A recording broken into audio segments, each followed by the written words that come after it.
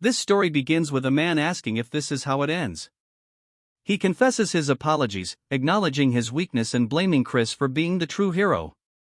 However, a woman intervenes, revealing that he is actually the hero named Evan. She emphasizes that they all gave their best, and if Chris had only learned swordsmanship a bit earlier, he could have achieved 9 stars and become a 10-star hero. If only that had happened, they could have prevented the end. Evan, the jack of all trades and master of all, is known as the great extra character. His journey began when he was 20, after escaping his clan and dreaming of success. While working in the back alleys, he stumbled upon a scene of flying wyverns, the invasion of the Magic Empire by the Demon King of Carnage, the Age of Destruction. Amidst the chaos and panic, Evan noticed a recruitment notice for a party traveling with the hero. He saw this as a once-in-a-lifetime opportunity to achieve greatness and enjoy wealth and honor afterward. However, his dreams were shattered when they failed, and the Dominion of Light fell into the hands of the Demon King. Evan expresses his wish to turn back time, hoping to select Chris as the hero. Chris questions his meaning, stating that even if he could turn back time, he wouldn't relive this suffering. He believes that one life of suffering is enough, and there's no point in daydreaming about it when the world is about to end. As they all gaze up at the sky, the impending doom hangs heavy in the air. He declares that this is truly it. In his next life, not that it exists, but if it does, he hopes to be born into the family of a wealthy nobleman. That was his final thought. The scene shifts to a later time as he gazes down at his hands. He reveals that he has actually regressed and been reborn into the body of a young master of the Magic Empire. He introduces the place he now inhabits as the Dark Magic Clan. As the name suggests, it is one of the 12 clans that support the Magic Empire. From what he has gathered, he has regressed 15 years into the past to reiterate. He has returned to 5 years before the onset of the Age of Destruction. And here he thought he had experienced everything in his previous life. He never imagined encountering demon beasts tending to a garden. Moreover, he is certain of whose body he is in. His name is Christian von Baron-Khazar, so we see Chris conversing with a fox woman as she regales him with tales of a fiend with the middle name of Von. She explains that the house of Count Khazar is a branch family of Baron County, or the Dark Magic Clan. Chris inquires about its relative strength, and she responds that it is not weaker. While it is a branch family, it maintains good standing within the Dark Magic Clan. And not to mention, they are incredibly wealthy.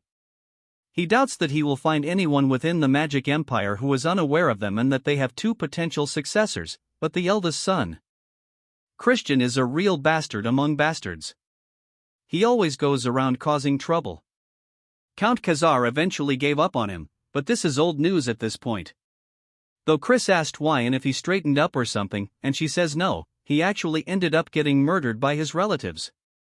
Back to reality, Chris is sweating bullets. Then he says that he just wanted to become the son of a regular old rich family and wonders why he just had to regress here, why he had to be this person of all people since he is destined for death.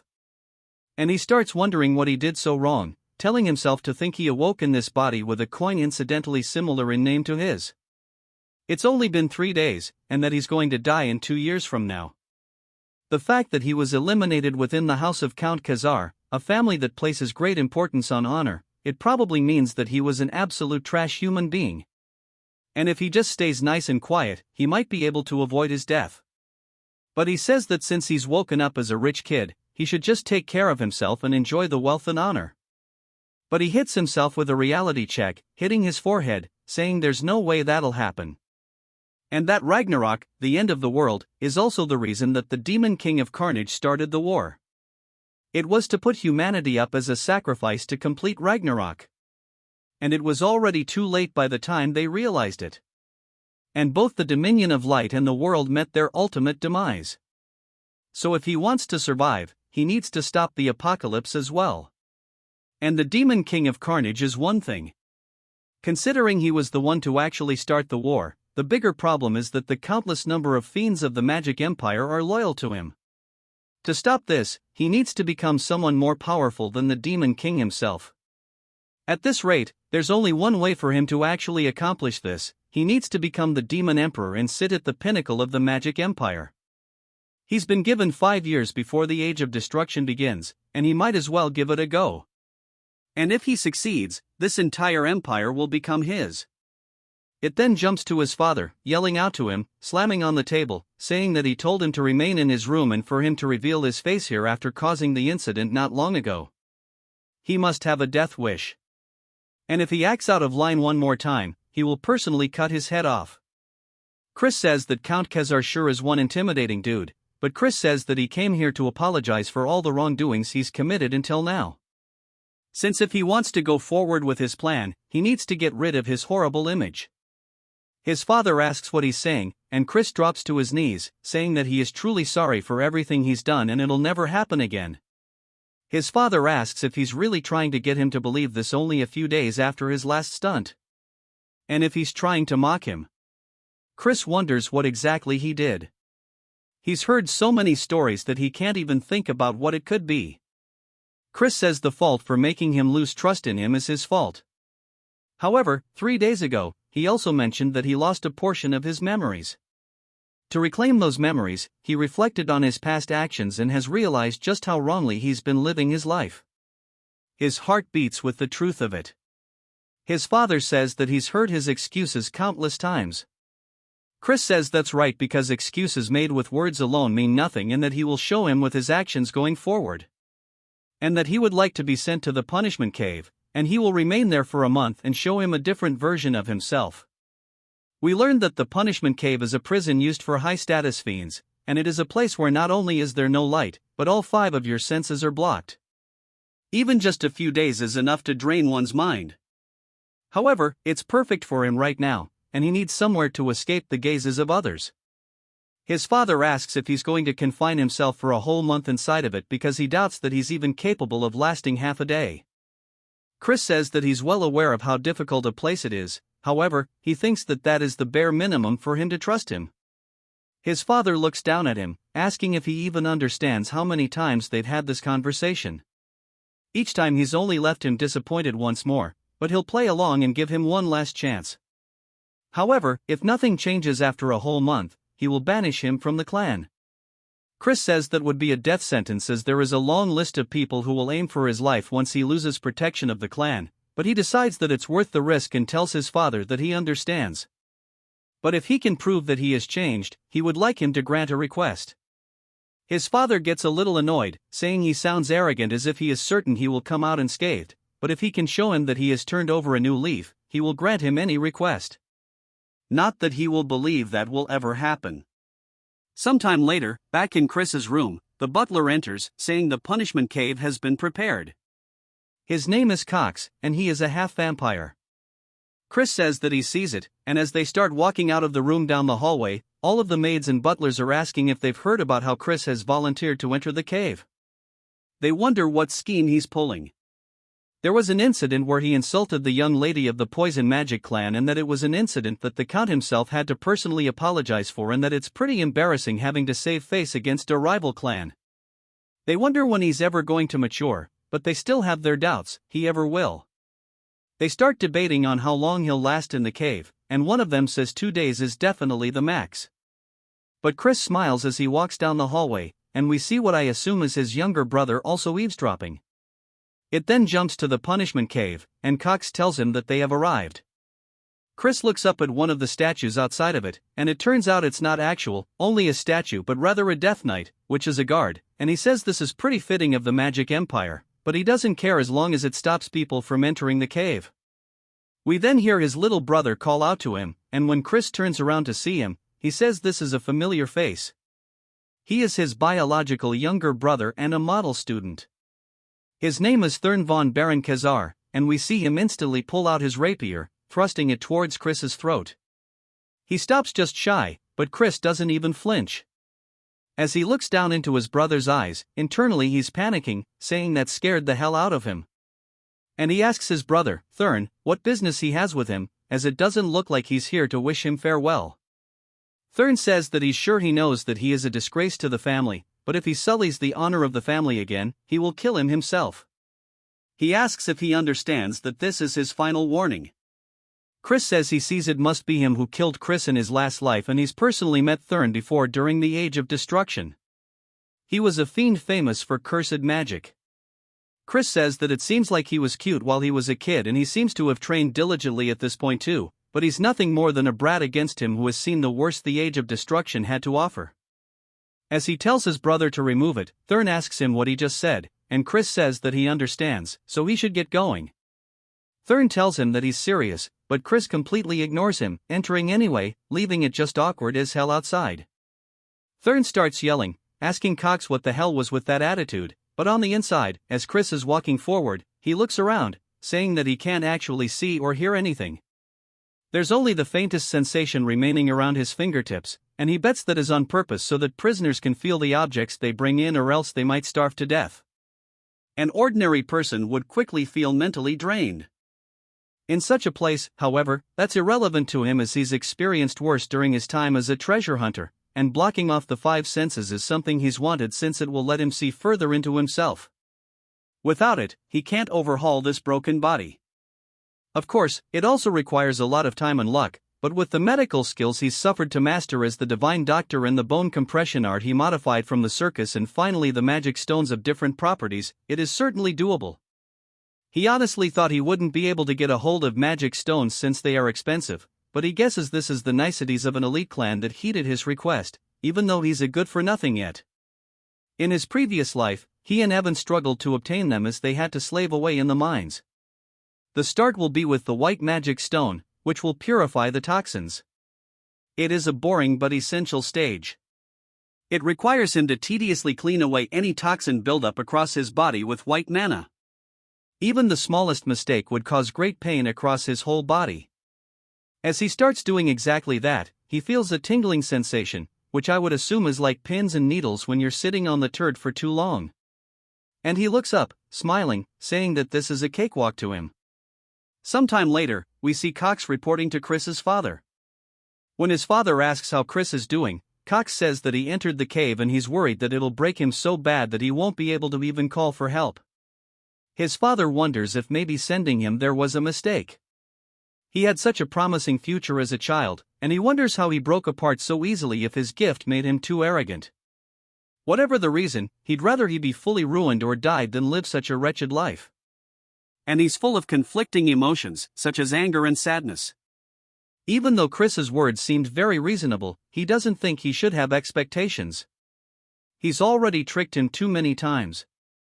He asks Cox if he saw anything strange when Cox enters. Cox says there was an incident, and his father tells him to report everything in detail. Cox says in truth the young master took magic stones into the cave with him, including a dream stone that makes one hallucinate, and so they don't know the side effects, so they have to immediately open the cave. We see his father's fist shaking out of frustration, but he tells Cox that they can't, and if that's the case, then just leave him to die. It then jumps to a whole month later as he's standing before the punishment cave. Chris's father says he must be a wreck by now. As the door slowly opens, his father is completely taken aback by the shine he is seeing, and Chris says he's been waiting for him to finally show up. He asks his father if he's surprised, and he told him that he promised that he would return as a changed man. His father starts to tear up, saying those are eyes he hasn't shown him since his childhood, and his father says this means he's actually endured it. Chris laughs, asking if that's a compliment, and his father tells him not to get on his high horse from something that's minor, as he doesn't trust him still. Chris says that just means he has to work harder, and he must think that he barely endured the cave, but that's not the case. Chris was so busy training that he had no time to be bored. Firstly, he made himself the optimal body so he could master swordplay, and thanks to the white monostone, each and every cell in his body was basically bursting with life. Furthermore, the Dreamstone was a game changer. Cox asks if he was really going to take that into the punishment chamber, and Chris says that he's glad he was stubborn about it. Thanks to the hallucinations he drastically reduced. At the time it took for his metamorphosis, and on top of that, he created 2 cores. He shows that he's actually a genius as he uses a 1-star spell called Light, and he used his darkness core to hide his light core.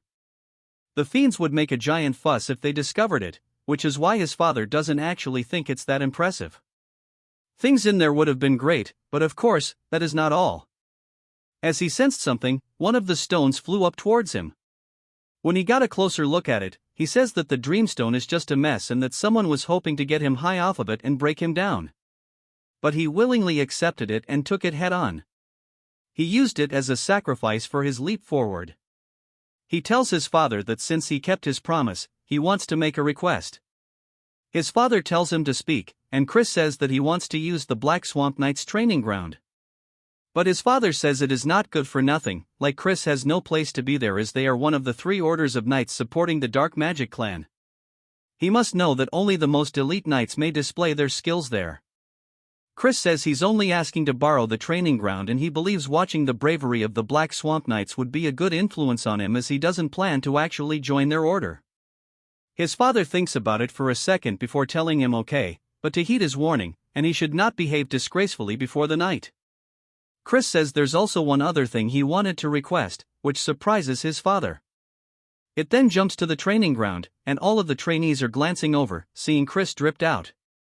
They start blatantly bad-mouthing him, and Chris says it must be because they are in the Magic Empire where strength is more important than status. But there's one reason he came here specifically.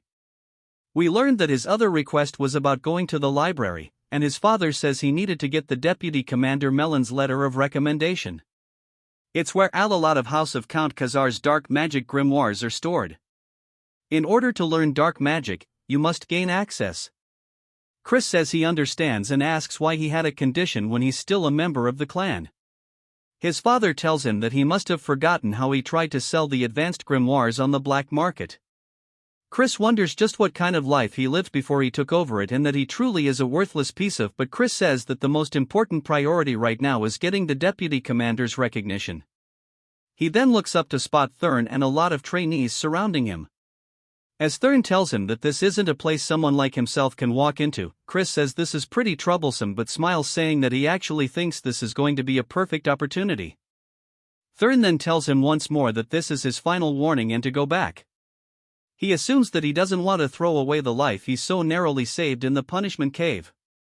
Chris sighs, asking Thurn if he can really stand by those words as father is the one who allowed him to enter the training grounds. Thurn looks surprised by this and we hear somebody else say that she respects the Count's orders but she knows he's not very trustworthy. And we introduce Melon, the deputy commander of the Knights based off her dark energy. She's at least a 4-star and it seems like they intend to scare him off from the start, but he is used to threats like this. He bows, greeting her, and she's just surprised that he withstood her dark energy. He says that seeing as the deputy commander is stepping in, there's no helping it, and he'll prove that he is qualified to use this training ground. She asks how exactly he plans to do that, and he says that he'll fight against one of the fiends here and win. She tells him that his jokes have gone too far, but he says that he's not saying it as a joke.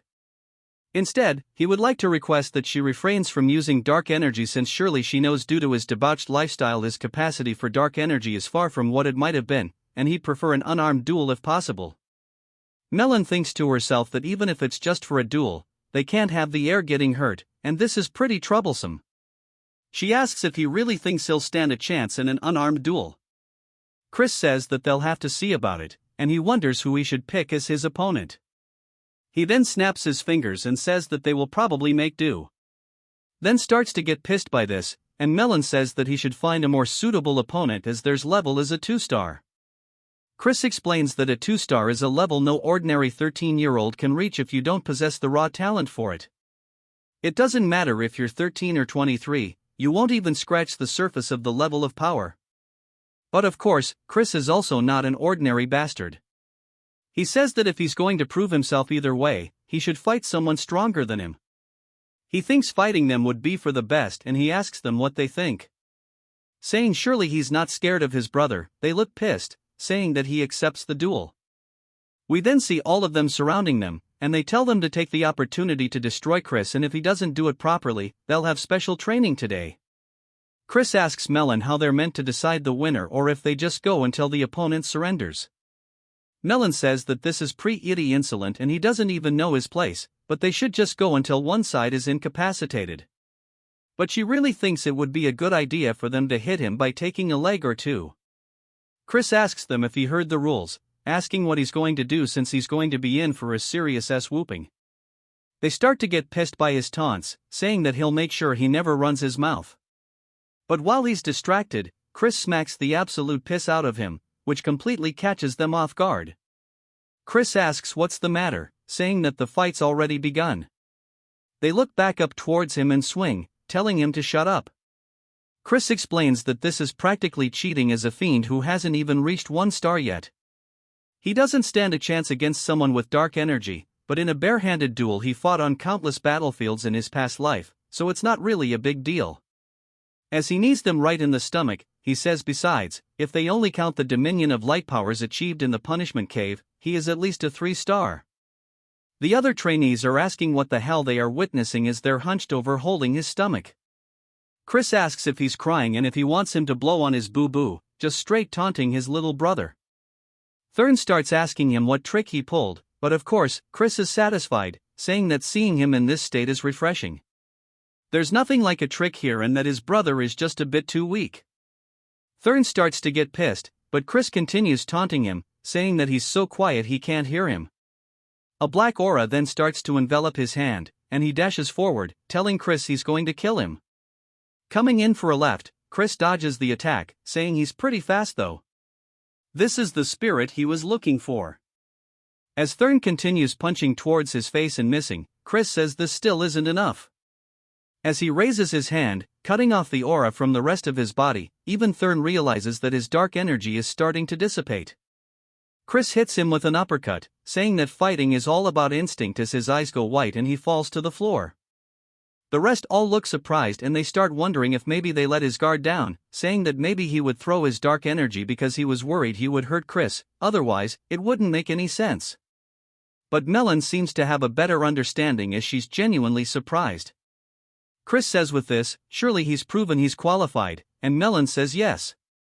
Chris thanks her and puts on a calm demeanor, but in reality, he's just hella glad that it worked, saying that now he's going to devour everything, swordsman and magic alike. It then jumps back to the house, and Chris explains that he has reached 1 star in dark magic since he's still not fully accustomed to handling dark energy, and there was a lot of residue left over by Christian. It took longer than he expected. As for wielding the power of light at the same time, he'll need to raise his level further for that to be possible. He rings the little bell only for a woman to slowly appear in his room, asking if he called for her. We are introduced to Mary. His sign maid, he says he can't believe they are using a high-level evil spirit, a banshee, as a maid. And admittedly, though, it was due to Christian's constant troublemaking that they couldn't. He says he'll definitely replace her, lady, and he tells her to just give him some juice as he'll drink it and then leave to train. She asks if she should prepare it with human blood, but he tells her just to make it with strawberries. She tells him that blood juice tastes super good though, and he tells her that he wants strawberries. She continues, and they have a little bit of banter back and forth sometime later. As Chris is heading out somewhere, we hear Cox yelling out to him, asking if he's going to train even though it's so early. And then he worries he is just pushing himself too much.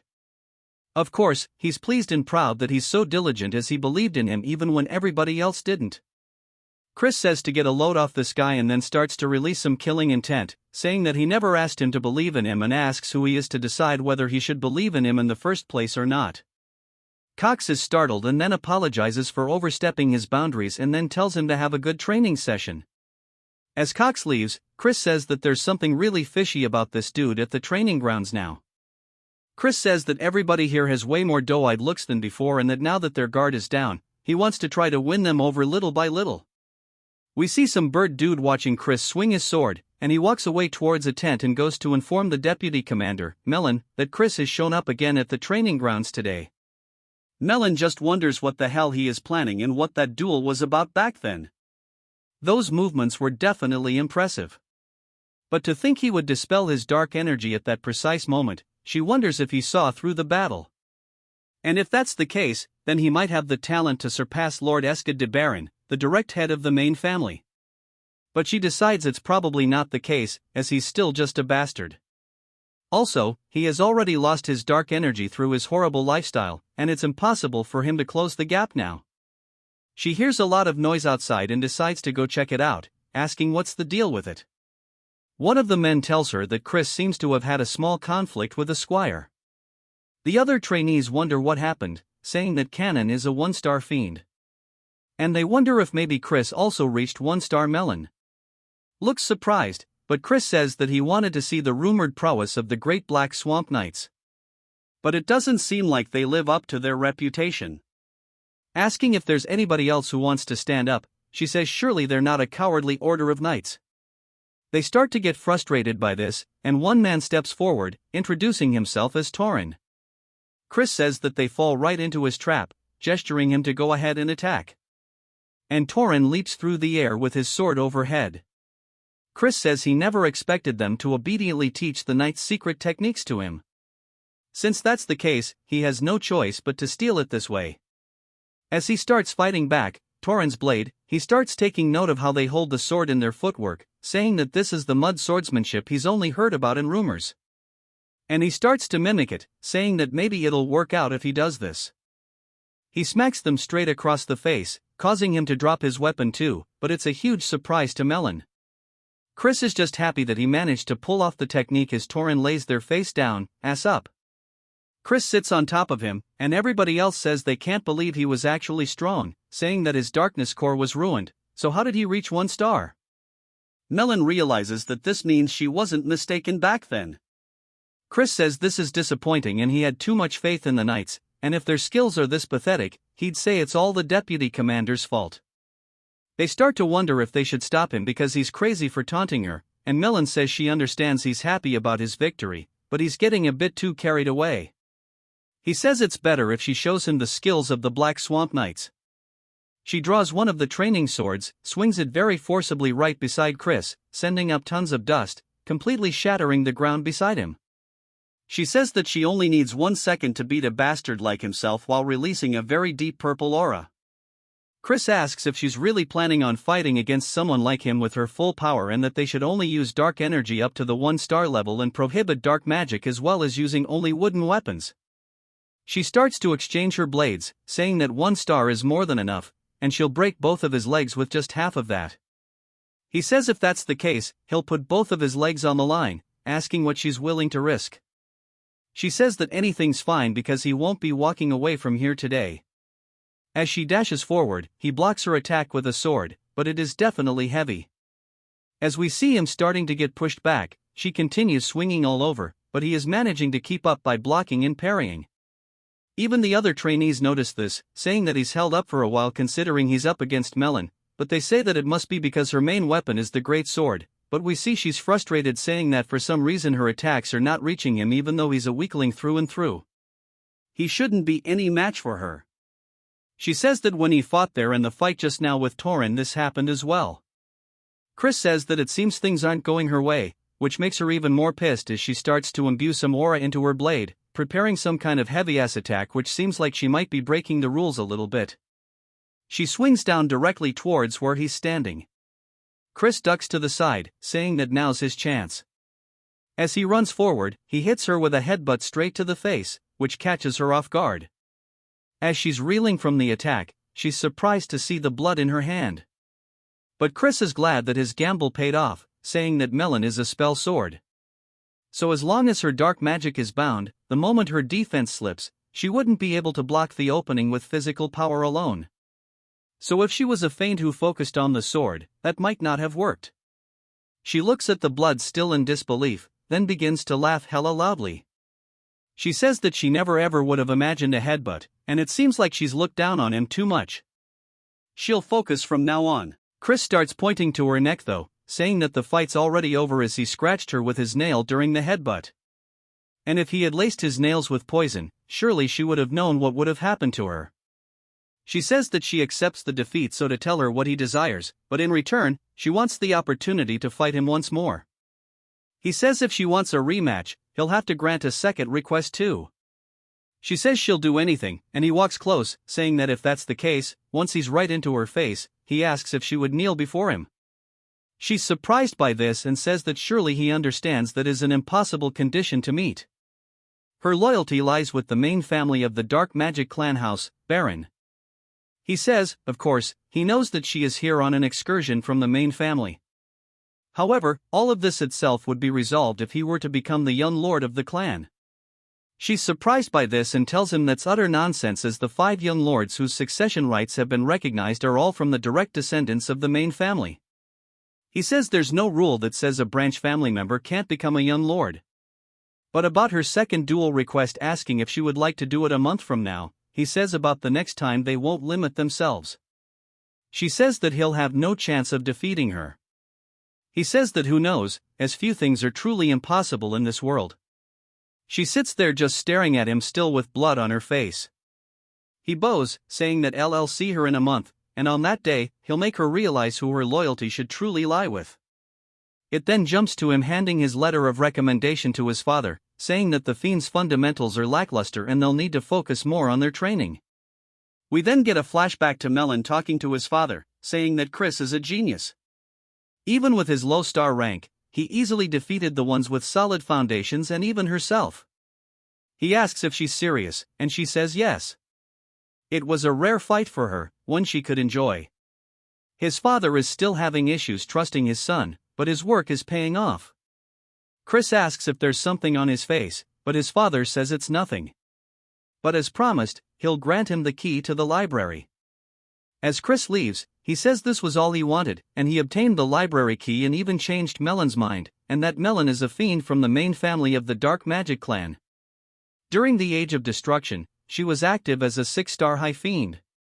So if he wants to take control of the entire Dark Magic clan, he needs to make her one of his people. Of course, he hasn't completely won her over, but 1 month will be enough because he's a genius. And speaking of Count Khazar, the look his father had earlier was definitely one of pride's for his son, but he supposes that makes sense because even fiends have familial attachments, and maybe he'll even turn out to be a better father than the one he had in his previous life. He finally embraces Count Khazar as his father, saying that he won't disappoint him. As he heads into the library, he says that there's blood magic summoning studies, curse studies, and they're all things that are forbidden in the Dominion of Light. He picks out one of the books, and as he moves it backwards, he sees Mary smiling at him, which causes the dude to die of a heart attack on the spot. He asks why the hell she's here, and she laughs, saying why else, as she was once the librarian at this place after all. She causes all the books to start floating around, then says that maybe he came here knowing this and want to monopolize her all to himself. He tells her to shut up, and she says that he's making her heart go crazy with such direct language. They continue their banter a little later. Mary tells Chris that the grimoire he has chosen contains a 4-star dark magic called Binding Seal, and as he is now, he won't comprehend it. Chris closes the book but tells her it's fine because he's a genius. She clearly doesn't think that's the case but pretends by saying that not only is he handsome but he's also a genius, and that's truly super. But he can tell that she's forcing it and tells her to stop doing it. She asks if there's a reason he specifically chose the book, and he says of course, as he needs to catch a rat. A little while later, as he's training with everybody else, he explains that the first potential rat is then no one in this house despises him more for being a good-for-nothing, and the second potential is Cox. Even though he's not a descendant of the clan, he has free access to the punishment cave, and fiends prioritize power over social status. Yet he circles around Chris, sucking up to him. It could also be a third party he is not yet aware of. Whatever the case, they want to see him in ruins, seeing how. They provided him with a dreamstone in the punishment cave. He wonders if maybe he should act like the bastard they want him to be. And then whoever looks happy with him acting out would likely be the culprit. He screams, saying that this training is way too hard. And he leaves, telling them to have fun. And he quits.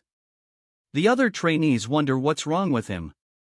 And then we see him breaking a plate at dinner. And his father yells at him. But Chris says the servant should have given him proper food to begin with, and he tells her to not just stand there and remake his food. His father seems disappointed, saying that he's a fool for thinking he's matured, and walks out of the room. Chris says he feels bad, but it's for the good of the family, so he hopes he understands. He worked hard to spread rumors that he'd return to being a bastard. He bullied maids while they were cleaning and wasted money like it was water. We see a wine glass being poured, and Chris asks Mary why she won't let him drink the wine. She tells him that he's doing it right now, though he says he can tell it was non-alcoholic. She says that since he's underage, he can't be drinking, and he asks why that matters since he's still good for nothing. She asks if he's decided to be a bastard again, saying that's fine. Even so, because she'll stay forever by his side, he says it's like he told her he's just trying to catch a rat. As we see a spell forming in front of him, she's surprised to see he already met and mastered the binding seal. He does his best to play it off, saying that he told her he's a genius and he modified it to be usable even at a lower star level. He hasn't been just goofing off, he's been working hard at mastering various spells. She wonders if maybe he's truly a genius. Then, she slams the door open. Chris says he needs to act drunk quickly, asking her what he's doing here.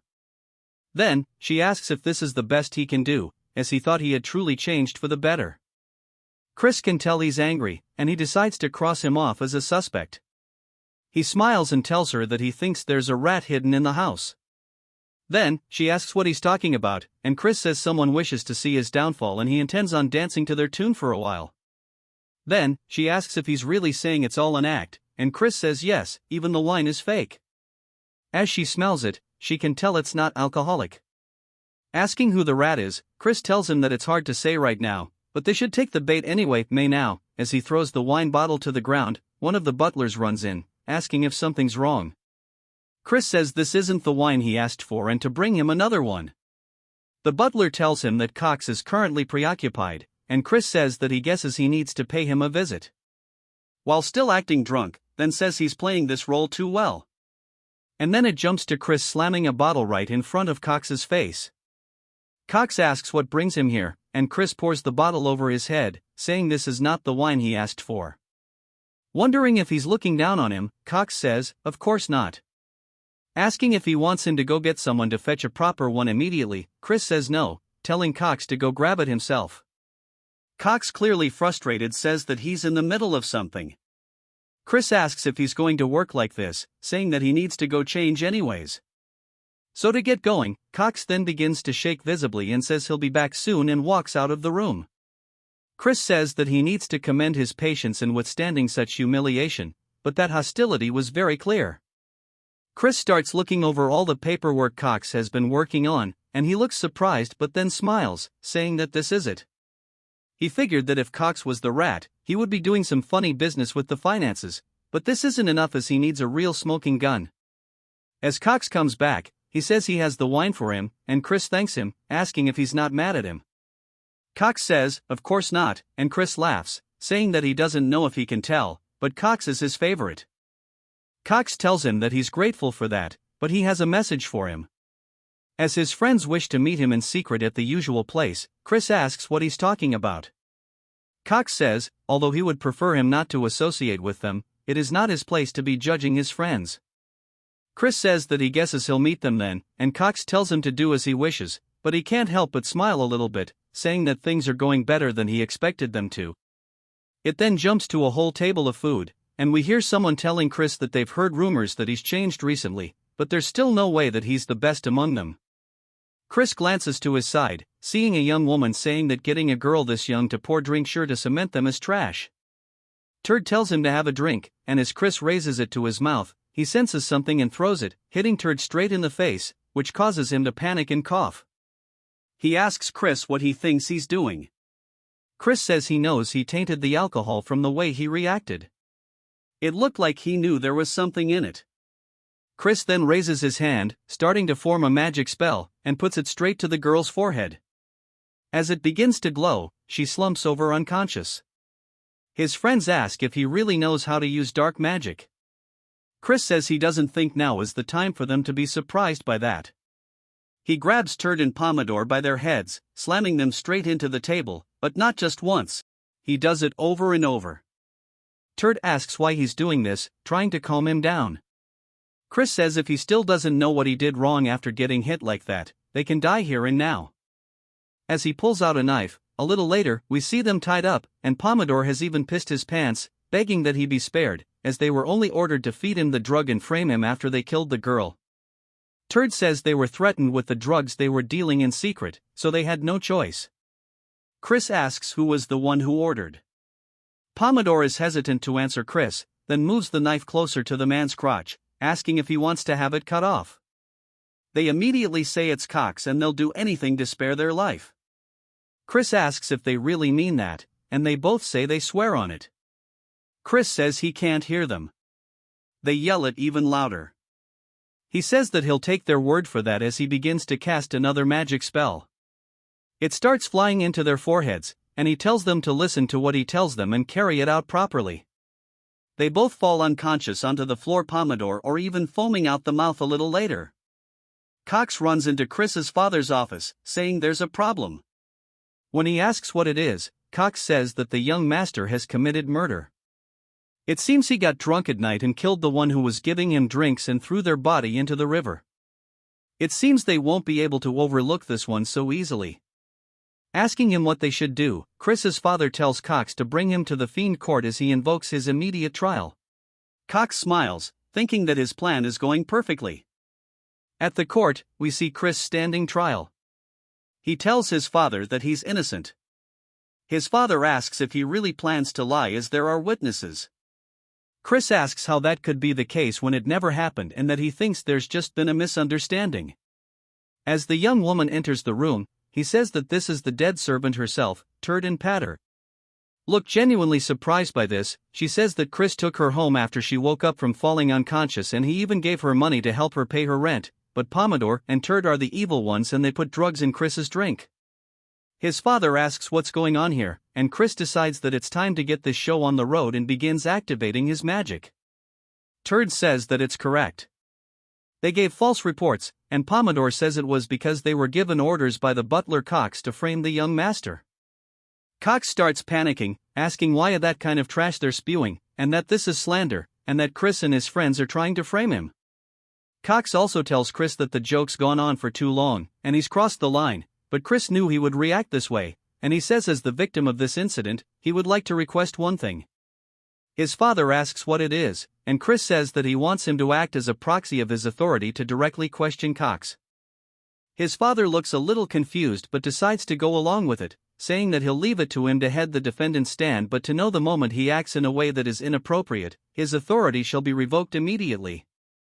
Chris says that he'll finish this quickly, and as the representative of the great ruler of the Magic Empire, the Demon Emperor, and as a member of the Dark Magic clan that governs the eastern region of the Southern Magic Kingdom, and as a representative of Count Khazar, he will now question the defendant. He asks Cox if he swears that he will only answer with the truth to his words. Cox says that he will, and Chris says that as a representative of the Demon Emperor, he asks if he swears to only answer the truth. Cox says that he does, and then a magic spell begins to flow towards his forehead, causing him to hold his head in pain.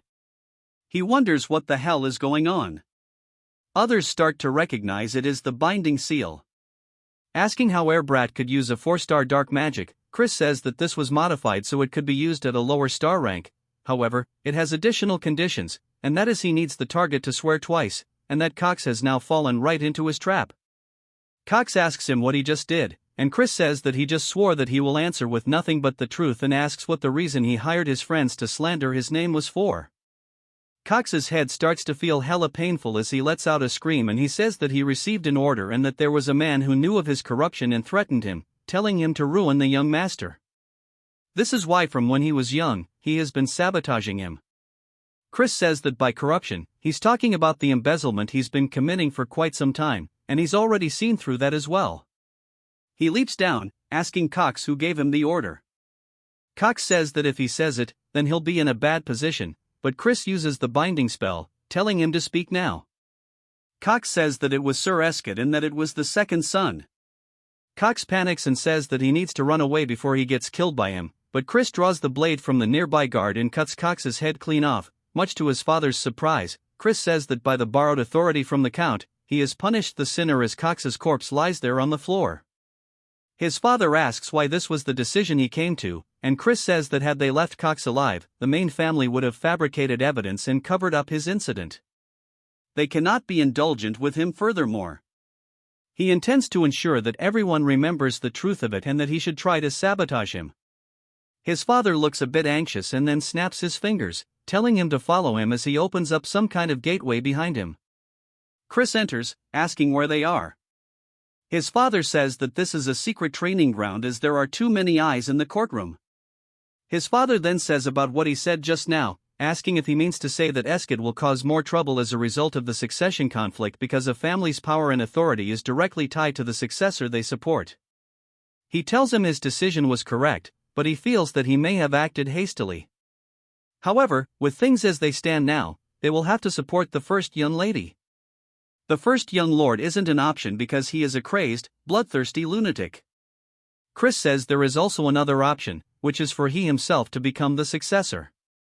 His father says that's nonsense, but Chris says that someone from a branch family can be recognized as a successor if they possess the necessary ability.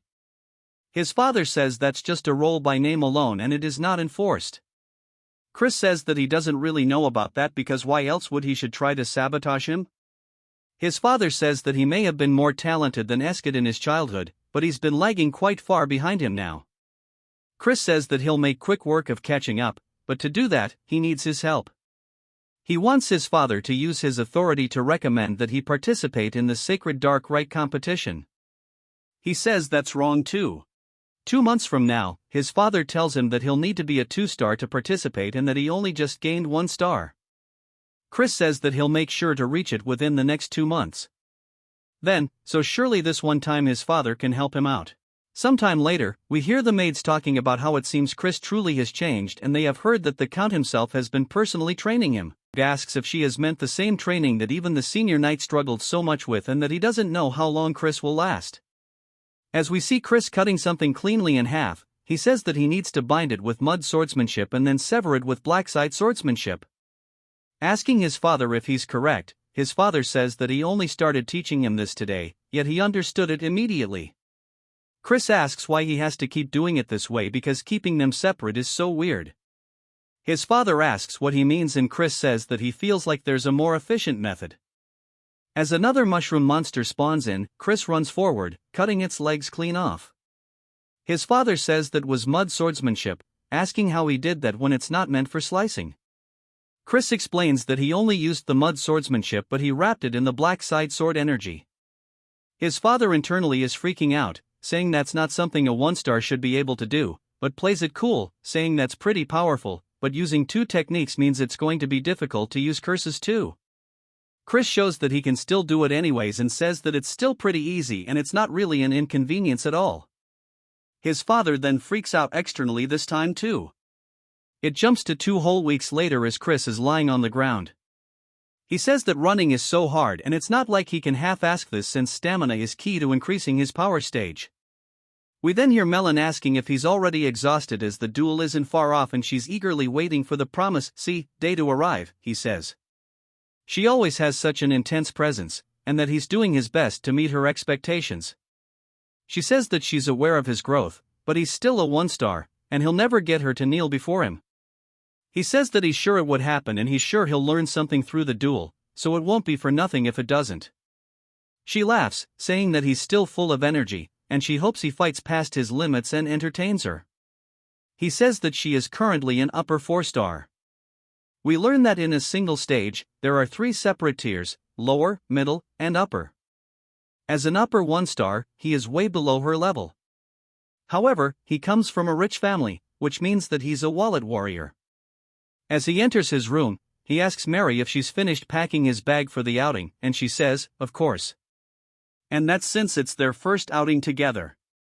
She made sure to dress to impress.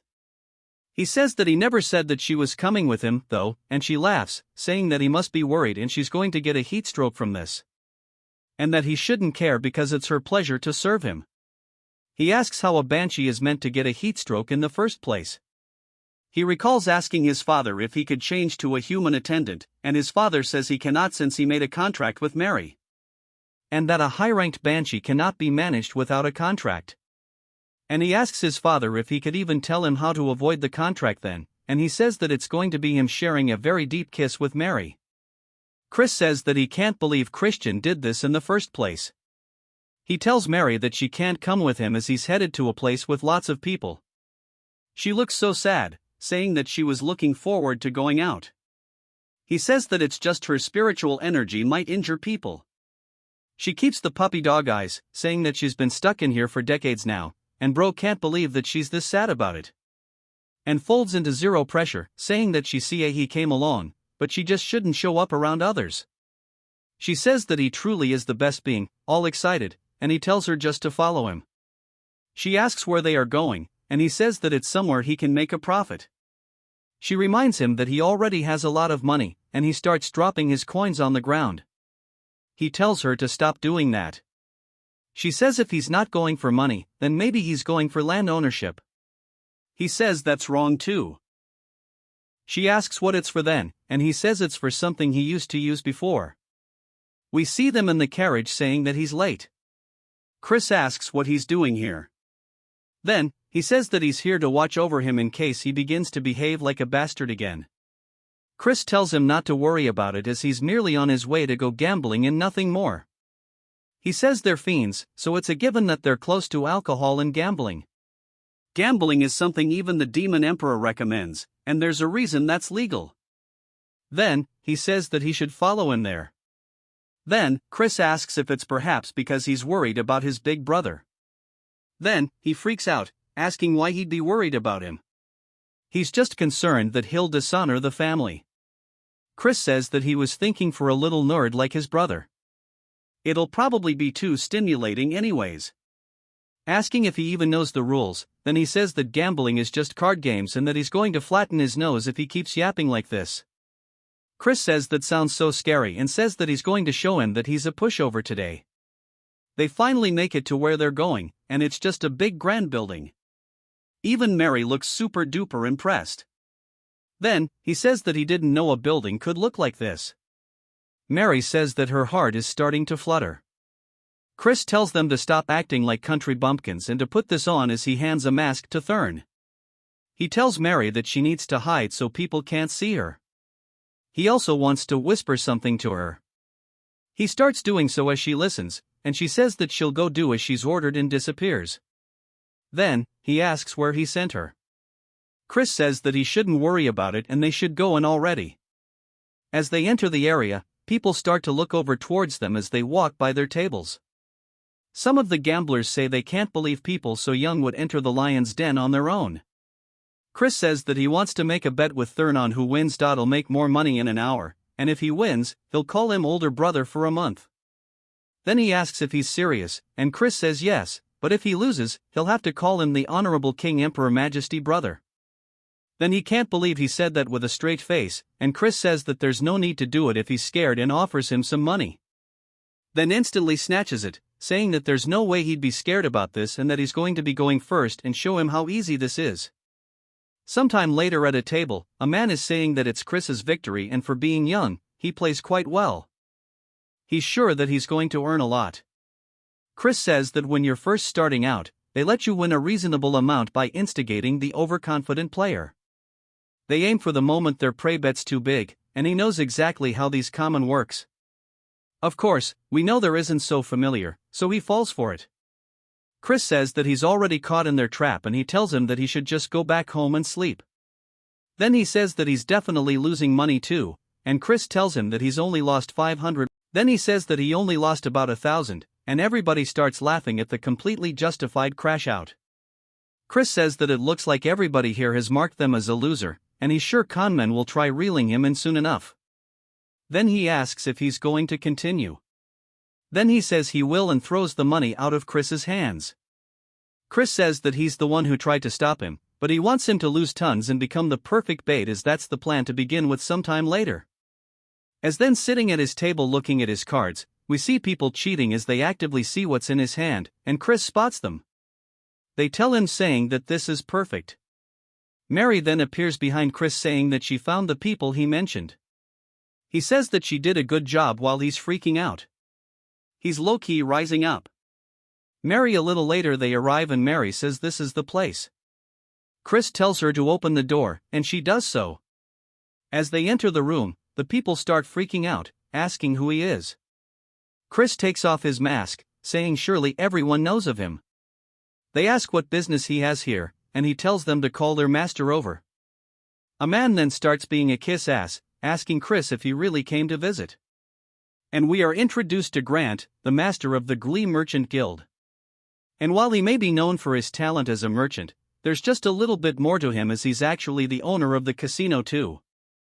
Chris says that he wants to have a conversation in private, and Grant asks what it could be about. Chris says that he conned his younger brother, whom he cares deeply about, and yet dares ask him what he's here for. Grant says there's no way asking if that sucker in the tiger mask is his brother. Chris says he's corrected as Count Khazar. Then Grant says that he assures him that all he does is run the casino, and the others do have no relation to him. Mary then gives him some absolute nightmare fuel. She immediately apologizes, saying that had he known he was the son of the Count, he never would have done it. And a please show mercy. Chris says surely these aren't empty words. Grant says of course not. He shall compensate him, asking how much he wants. Chris says he wants 1,000,000 rupees, which surprises Grant because there's no way they have that much money on hand to do it. Chris says that 200,000 would be enough, and Grant asks if that's really all it'll take. Chris says there's something else he'll also need to give him too, and Grant asks what it is. A little later, we see him looking at brand new equipment, and Mary says that she didn't think he would use the 200,000 rupees to purchase gear, and that truly is a super scheme. Mary says that the sword that he got is a bit strange, and we learn that it's called Grenade, and she knows that's the holy sword that a past hero obtained by offering up his soul. And she heard that many fiends want it because it's something that the hero used after his fall, but now it's all rusty. Chris tells her that it's okay because it's part of the plan and hands her a necklace, telling her to take it. He saw her staring at it before and to just treat it as a gift. She looks so surprised, and he says that it seemed like she would never be able to put her regrets to rest if she didn't get it, so he's giving it to her so that she can move and find peace quickly, telling her not to misunderstand.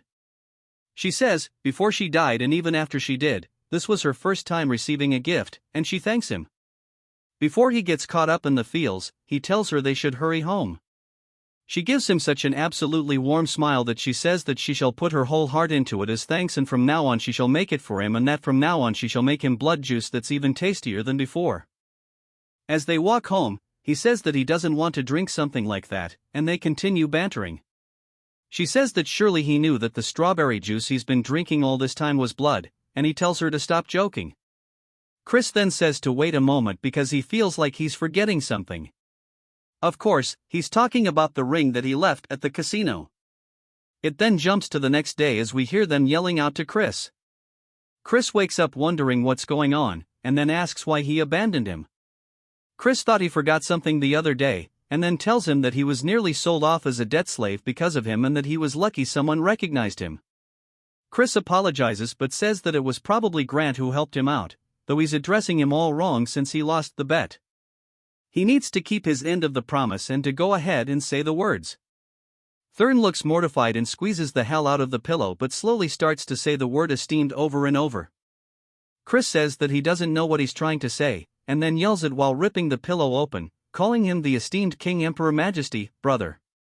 Chris says this is good and that he should be sure to respect him and strive to do well for himself as well. Thursday says that he'll have his revenge one day and to prepare himself, and Chris says that he can't believe such an adorable kid will grow up to kill his older brother, and it's probably all because of him.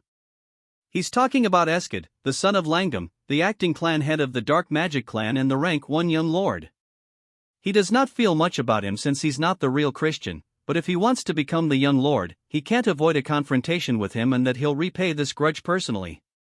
But if he wants to do that, he needs to get Melon on his side, and he looks down at the holy sword that he has as he's kneeling down with it. On the floor, he explains that at one point, countless fiends attempted to wield it, and the reason this holy sword is treated as just an antique is that no one has been able to do so. Then he's sure that it might react differently to him.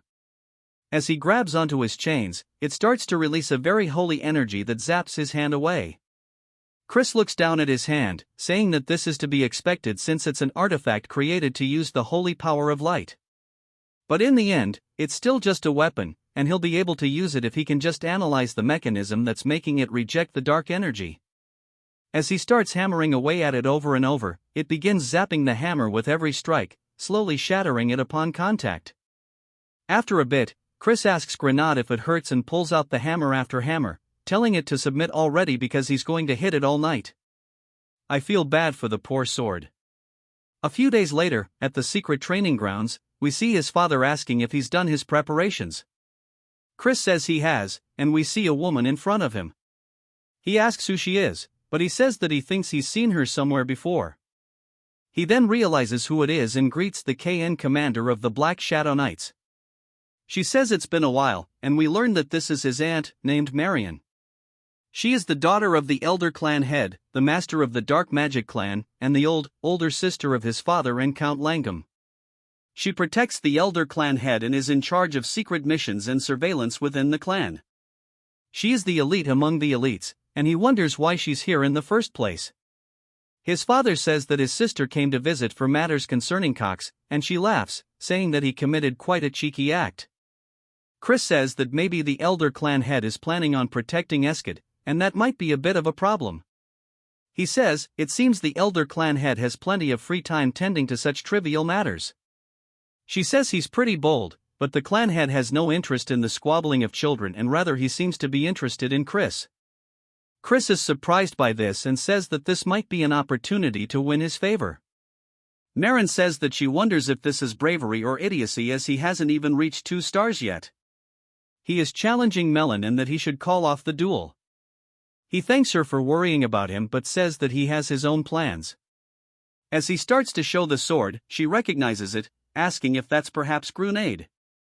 Saying that he must have gone insane, but she knew he was a troublemaker, just not to this extent. We finally learned that his father's first name is Raiden, and she says that he went on and on about how Chris has changed for the better. Raiden says that it's true, and she asks if he doesn't realize that he's trying to use a holy sword in a duel.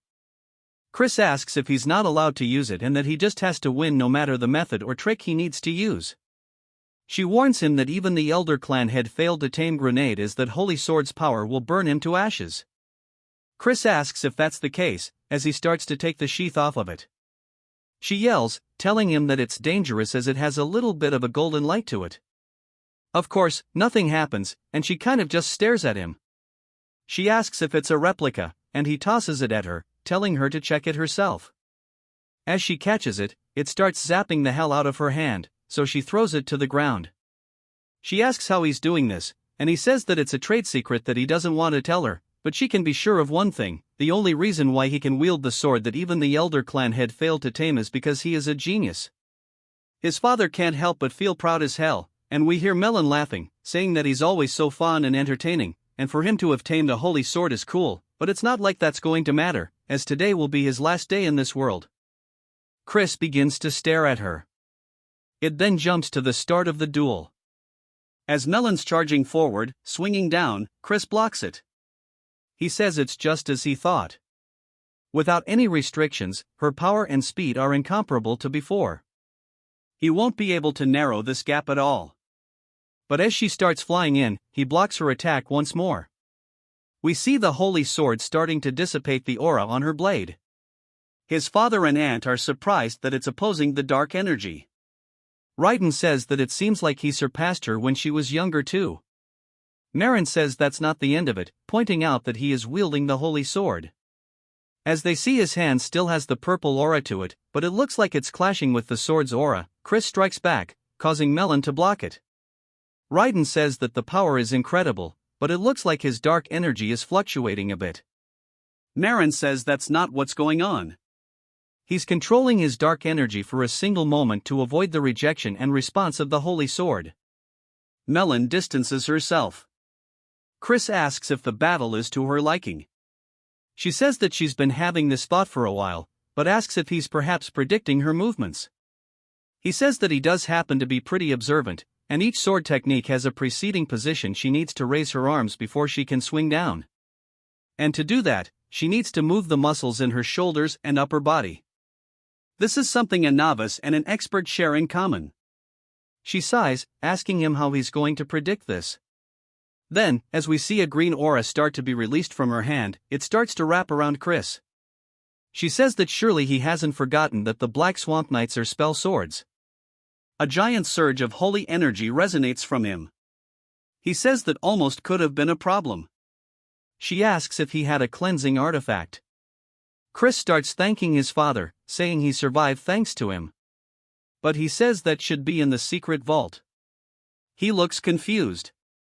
Chris says he can't help but be a little bit of a klepto sometimes, but having good equipment is a skill itself in a real battle anyways. He reaches into his pocket and throws something towards Melon as it explodes. She does her best to dodge whatever it is, and Chris says there's no use even if she does, as he throws another one directly towards her. This one explodes. He says that he got that artifact using the money he took from GLE, and it's pretty effective. He tells her that he knows she's alive and to come out already, as she starts thrusting her blade directly towards him.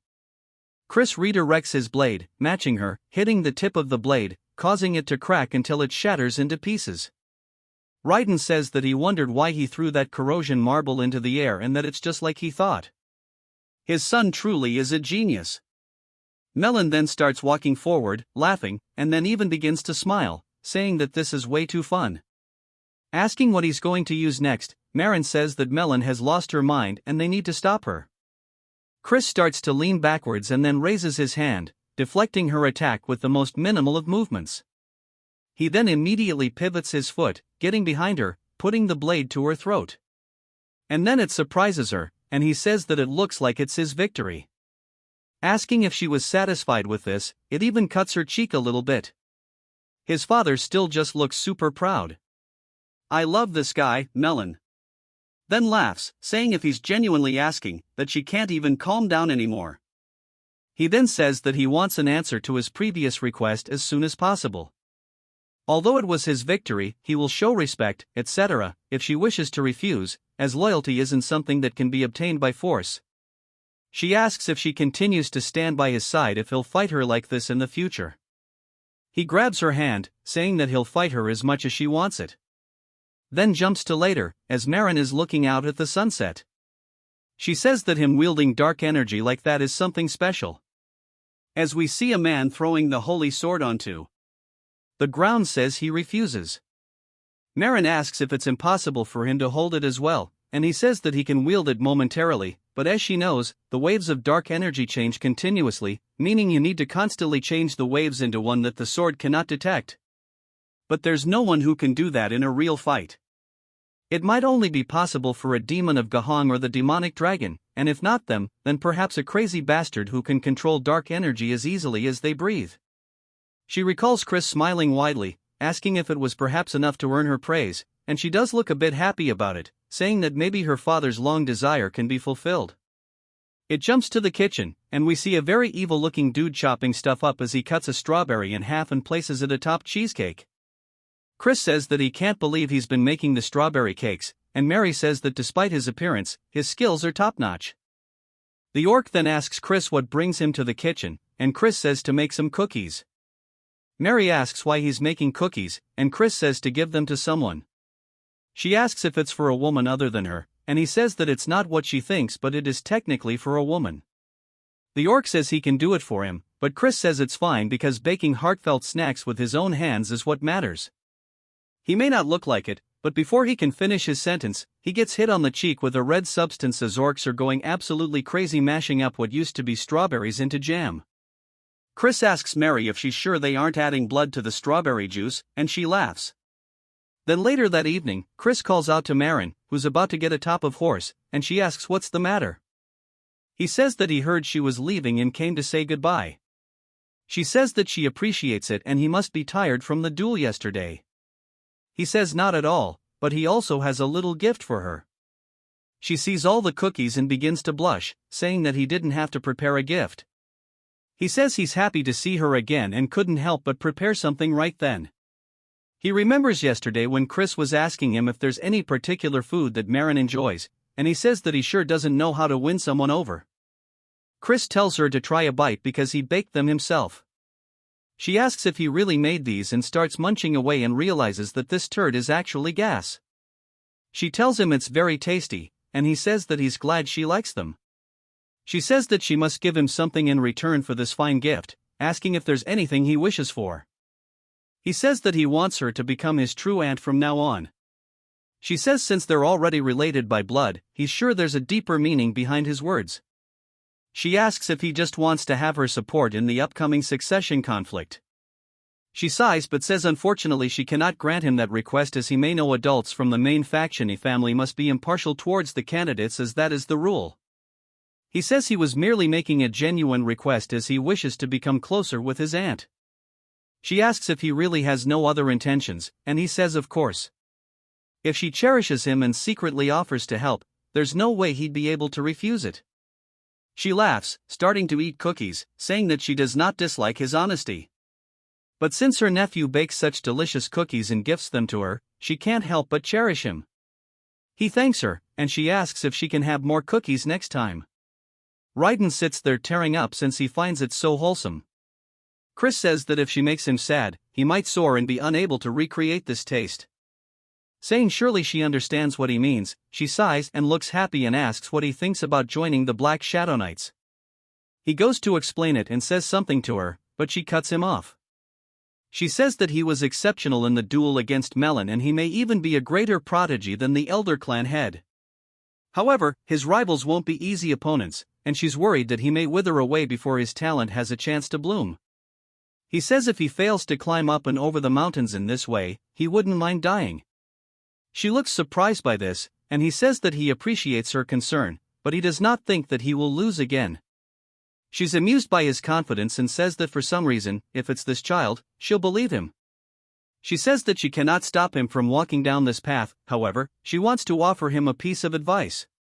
She tells him to be wary of the first young lady. Raiden asks why he should be wary of Juliana, not aside from the fact that she is the most gentle of the 5 young lords. Marin says that he will soon come to understand why, and Chris thanks her, saying that he'll keep it in mind. She smiles, saying that she'll see him next time, and rides off. It jumps to Chris laying down in bed thinking about something. He says that both his father and an aunt are powerful as they've reached 6-star after a lull, but he still didn't hear much about them during the Great War, and he wonders just how many powerful combatants there are in the Magic Empire. As there must be enough to overwhelm the Dominion of Light at the very least, but he doesn't want to repeat the past this time around. So, he must get stronger faster. We get a whole 1-month time skip, and Chris asks his father if he called for him. His father says yes, as there's something he meant to tell him, but then is surprised by something, asking Chris if he's actually reached 2 stars already. His father says to achieve such a growth in only a month is crazy. Chris says that he doesn't know why he's surprised, as he promised him and asks what. He wanted to talk about calling him here alone at this hour. His father says that he got word from the main family. He submitted both him and Nen as candidates for the Sacred Dark Rite, but they only approved then. He sighs, saying that the reason being was that of his frivolous spending, womanizing, thievery, and even drunk and destructive property. He can't refute it because it's all true, bro getting punished, but his father says that he can't believe they're looking down on his son. Chris asks if Count Langam made this decision. His father says no, the Count didn't have much to say after misdeed. However, it was Lion de Baron. He's a direct descendant from the main family and the star of the upcoming Sacred Dark Rite. The Sacred Dark Rite itself is a ritual where candidates take in pure darkness from the negative dimension. Since the amount is limited, candidates participate in a quasi-deathmatch to decide on hierarchy. Candidates who rank higher end up taking more darkness for themselves. And it ends up playing a tremendous role in being selected as the Young Lord, a successor to Clan C. If Lan is victorious and monopolizes darkness, then becoming the 6th Young Lord, achieving his goal, will be much harder. If that does happen, his father says that he'll talk to them again. And if all else fails, he'll even request help from Marin. Chris says that's not necessary as he'll figure things out himself. His father says that he knows he's talented and that he has changed, but he can leave the matters to the adults, bro really is just trying to be a good dad. Even Chris can see it and says that he appreciates his feelings, but he tells him that he has his own methods. Bro is cooking up something nefarious. He asks if any children of Count Taraman's house will be participating. His father says yes and that his 3rd son will be there. And that scoundrel sided with Lone, saying that he had no right to participate in the Dark Rite and he's merely a trickster who can only control demon beasts. Chris says he's surprisingly a nice father and he tells him to calm down as he simply needs to prove himself to them and that the Traman should be hosting a black pill hunt soon and he'll participate as a herder. It then jumps to what I assume is the main estate of the house. We hear Marion saying that she has personally checked on Christian as per the clan head's orders. He asks how he was and she says that he was incomparable to the others. The elder says that he finds that hard to believe, and the child he remembers was a brat who thought himself to be a genius when he was nothing but a false prodigy. She says that he's clearly different from before, and the elder says in that case he asks if she believes that the child could fulfill his long-desired wish. She explains that this wish is why her father has lived on, even refusing death through heaven-defying magic. She tells him that she cannot say, but he might be the closest to what he desires. He laughs, saying that's pretty interesting and he shall keep his eyes on him, and his participation in the upcoming sacred dark rite is unlikely. Asking if that's correct, she says that's the common consensus within the clan. Asking if he will intervene, he says that he cannot step in over such a trivial matter. Asking how someone could call themselves a fierce beast without being able to overcome such a small trial, she says that he may be a fierce beast, but he's still just a child, and she believes he should be given an opportunity to receive darkness and awaken his potential. He calls out to her in a very stern voice while glaring at her, and she realizes that she's overstepping her boundaries. He says that he's always been such a man and he's harsh to those he holds expectations for. He says that since she's willing to go so far for him, she must have taken a liking to him. He then summons someone called Blood Drinker. As he appears in the room, this is the head butler of the dark magic clan named Simon. Asking if he has been called for, he says he already knows. Simon heard it all, and Simon says that he's dead. It just needs to observe the little bastard this time around. The elder says that's correct and that he wants to know everything he does leading up to the sacred dark ritual. Simon says that he understands, but he has one question, asking if he can pull a small prank during his monitoring. Marin looks surprised by this, and the elder glares at him, reminding him not to go overboard. Simon then begins laughing evilly and says that as he wishes while leaving. Marion says that she hopes that Chris makes it through safely. It then jumps to a carriage riding through a village, and Chris says he quickly managed to reach 2 stars thanks to his talent. But despite all the training, his stamina and dark energy reserves are nowhere near sufficient, and he can't become a 3-star as he is now. He needs a black pill to accumulate a lot of dark energy in a short period of time. For the Tans, the host of the Black Pill Hunt, to coincidentally start beef with him is a pretty good stroke of luck. The problem is that catching the demon beast off doesn't automatically guarantee a black pill.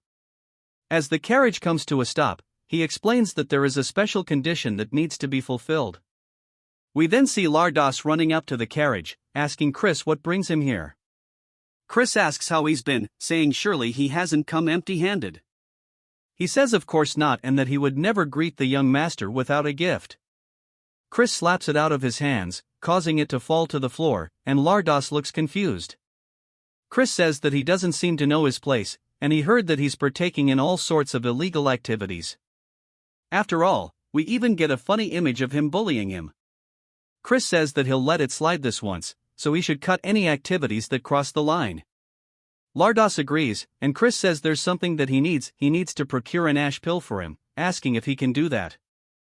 Lardos says that those recently surged in price, and Chris says that he sees how it is and asks Mary if she's ready. She begins laughing, and holy turd, put it away, where's cute Mary at? I feel sorry for Lardos. He immediately gets on his hands and knees, saying he'll get it immediately, and Chris says it's so nice and easy when he cooperates. And then says that while he's at it, he wants a dagger sharp enough to cut armor. Lardos looks confused, and Chris leaves. Poor guy, but he is not a good person, don't forget that. As they're heading back, Mary asks if it's time to go home, and Chris says that there's still one more place he needs to visit. He sees a potion store, telling the coachman to stop here, and he enters. He starts looking around the shop, saying everything that he'll take, and Mary asks what he's doing all this for. Chris says that he has a use for it, but she asks what use he has for an aphrodisiac. And she starts getting the wrong idea, they're kind of staring at him, and Chris starts to sweat nervously. Then she starts to think that maybe it's time for the both of them, but he tells her it isn't, and she says that she understands. He yells, saying that he said it isn't and that it's not for him, it's for someone else to use. She slyly locks in on the JoJo pose, asking if it could be for the Count. Chris nods his head, and the shopkeep also understands because Raiden's age is getting ahead of him. Chris tells the shopkeep that for the Count's honor, he must absolutely keep this a secret, and he says that he'll be careful. It then jumps to a little bit later, and we see Thurn greeting Chris. Chris says to repeat his title and starts talking to him, and he hits the whole thing. He says that he heard the black pill hunt is dangerous, so he should avoid getting hurt. Chris asks if he's worrying about him, and he says that he's just worried they won't have a proper duel. And of course, bro just hella embarrassed. The Count says that he should make sure to flatten those House Tyramin bastards' noses. Chris says of course, and he shall bring back some refreshing news. Their father starts asking Thurn what the King Emperor thing from before meant, and Thurn gets way too embarrassed, saying that he doesn't need to know. It then jumps to the house of Count Tyramin, and we see a little goblin saying that he's only going to say this once more and that Chris is not allowed entrance into the Count's mansion. The boys start getting his back, saying that they can't believe he's acting this way, asking if he even knows who this person is. The goblin says that the young master also has orders and he has no favor to repay a good-for-nothing bastard. Chris asks if he's trying to tell him that he needs to find his own accommodations. The goblin says that is the case and says so nervously. One of the boys says he's immediately going to go cut that bastard's head off, but Chris gets him to stop, asking about the payment for the accommodations. Then the goblin gets scared, saying that he can bill it to Count Tyramin. Chris asks if that's really the case as we see a fancy-ass courtyard, a fancy-ass house. Bro actually gone out of his way to rent a mansion. The workers ask how much this cost, debating that it's probably at least 100,000 rupees. Chris says it's not often they can spend someone else's money as much as they want and that he'll give them 1 hour to organize their luggage and they can go out to drink after there's some movement in one of the luggage. Chris says that he just heard something, only for Mary to pop out saying that this mansion is just super and that it looks perfect to serve him. Chris asks why the hell she's here, and she says that she hid inside his luggage because she promised to be his maid forever. She says that seeing how shy he's acting is adorable and based off his expression, he surely missed her. Someone then yells, calling out to him asking what the hell is up with this bill. We are introduced to Yahello, the third son of Count Tyramin. Chris says that since the protagonist of the Black Pill Hunt told him to go find his own place to sleep, he did. Asking what's wrong, he says that since this honored one can't stay in a mere hotel, he just purchased a passable mansion. It can't be that he's squabbling like this because of mere money. Considering he's a pathetic person who doesn't know how to treat guests, he thought it was a pretty cheap price for teaching him manners. A lawyer starts to get pissed and squeezes the paper while releasing some kind of spell that summons a panther. He asks Chris if he wants to die. Chris says that this must be the Count's subjugation arts. Unlike the Alliance's taming subjugation arts, these are dark magic that binds and controls the demon beast through fear. There are formulas secretly mixed and that paralyze the demon beast's reasoning and cause delusions of fear and excitement. However, it's a bit more complex than he thought, so it'll be a stretch to learn it all in a short period of time. But for now, he wants to beat the living hell out of it. Chris then tells Mary that in order to eliminate that scary kitty, he definitely thinks he'll need a weapon. She laughs, opening up their little storage. He pulls it out, telling Alrose to go ahead and come at him. Alrose yells, saying that he doesn't want him to order around. As the beast starts running directly toward him, it opens its mouth. Leaping, Chris raises his stick, blocking the attack. As it starts to bite into it, it actually shatters it, breaking it, sending Chris backwards onto the floor. Chris says that's not too bad, but a 2v1 is practically cheating, and this won't do. If he wins, he'll have to participate as a guard instead of a header, and it needs to be at least this much to make it meet. Asking Alrose what he thinks, Alrose calls him a cocky son of a bird while jumping on the leopard, saying that he's going to make him kneel for this. As it comes in for the second attack, Aloys looks confident as it pounces on the ground, but the leopard looks underneath its hands, wondering where Chris is. Even Alo does as Chris comes up behind, smacking him once and then immediately 3 more times with the stick. Chris asks if it hurts, saying that he better not start crying. Alrose creates some distance, and Chris says that he won't go easy on him, even if he does. Alrose tells him to shut the hell up. Chris starts to release some hella killing intent toward Alrose and the leopard. The leopard immediately feels an intense fear and starts to panic and hides and runs away, leaving Alrose standing there asking what the hell he did to his Choco. Chris says that he only used a mere 2-star illusion spell and it seems that it was too much for his subjugation arts to overcome. Alrose starts to prepare another spell, telling him to shut up once more as one mean asshole-looking horse starts to summon up from under the ground.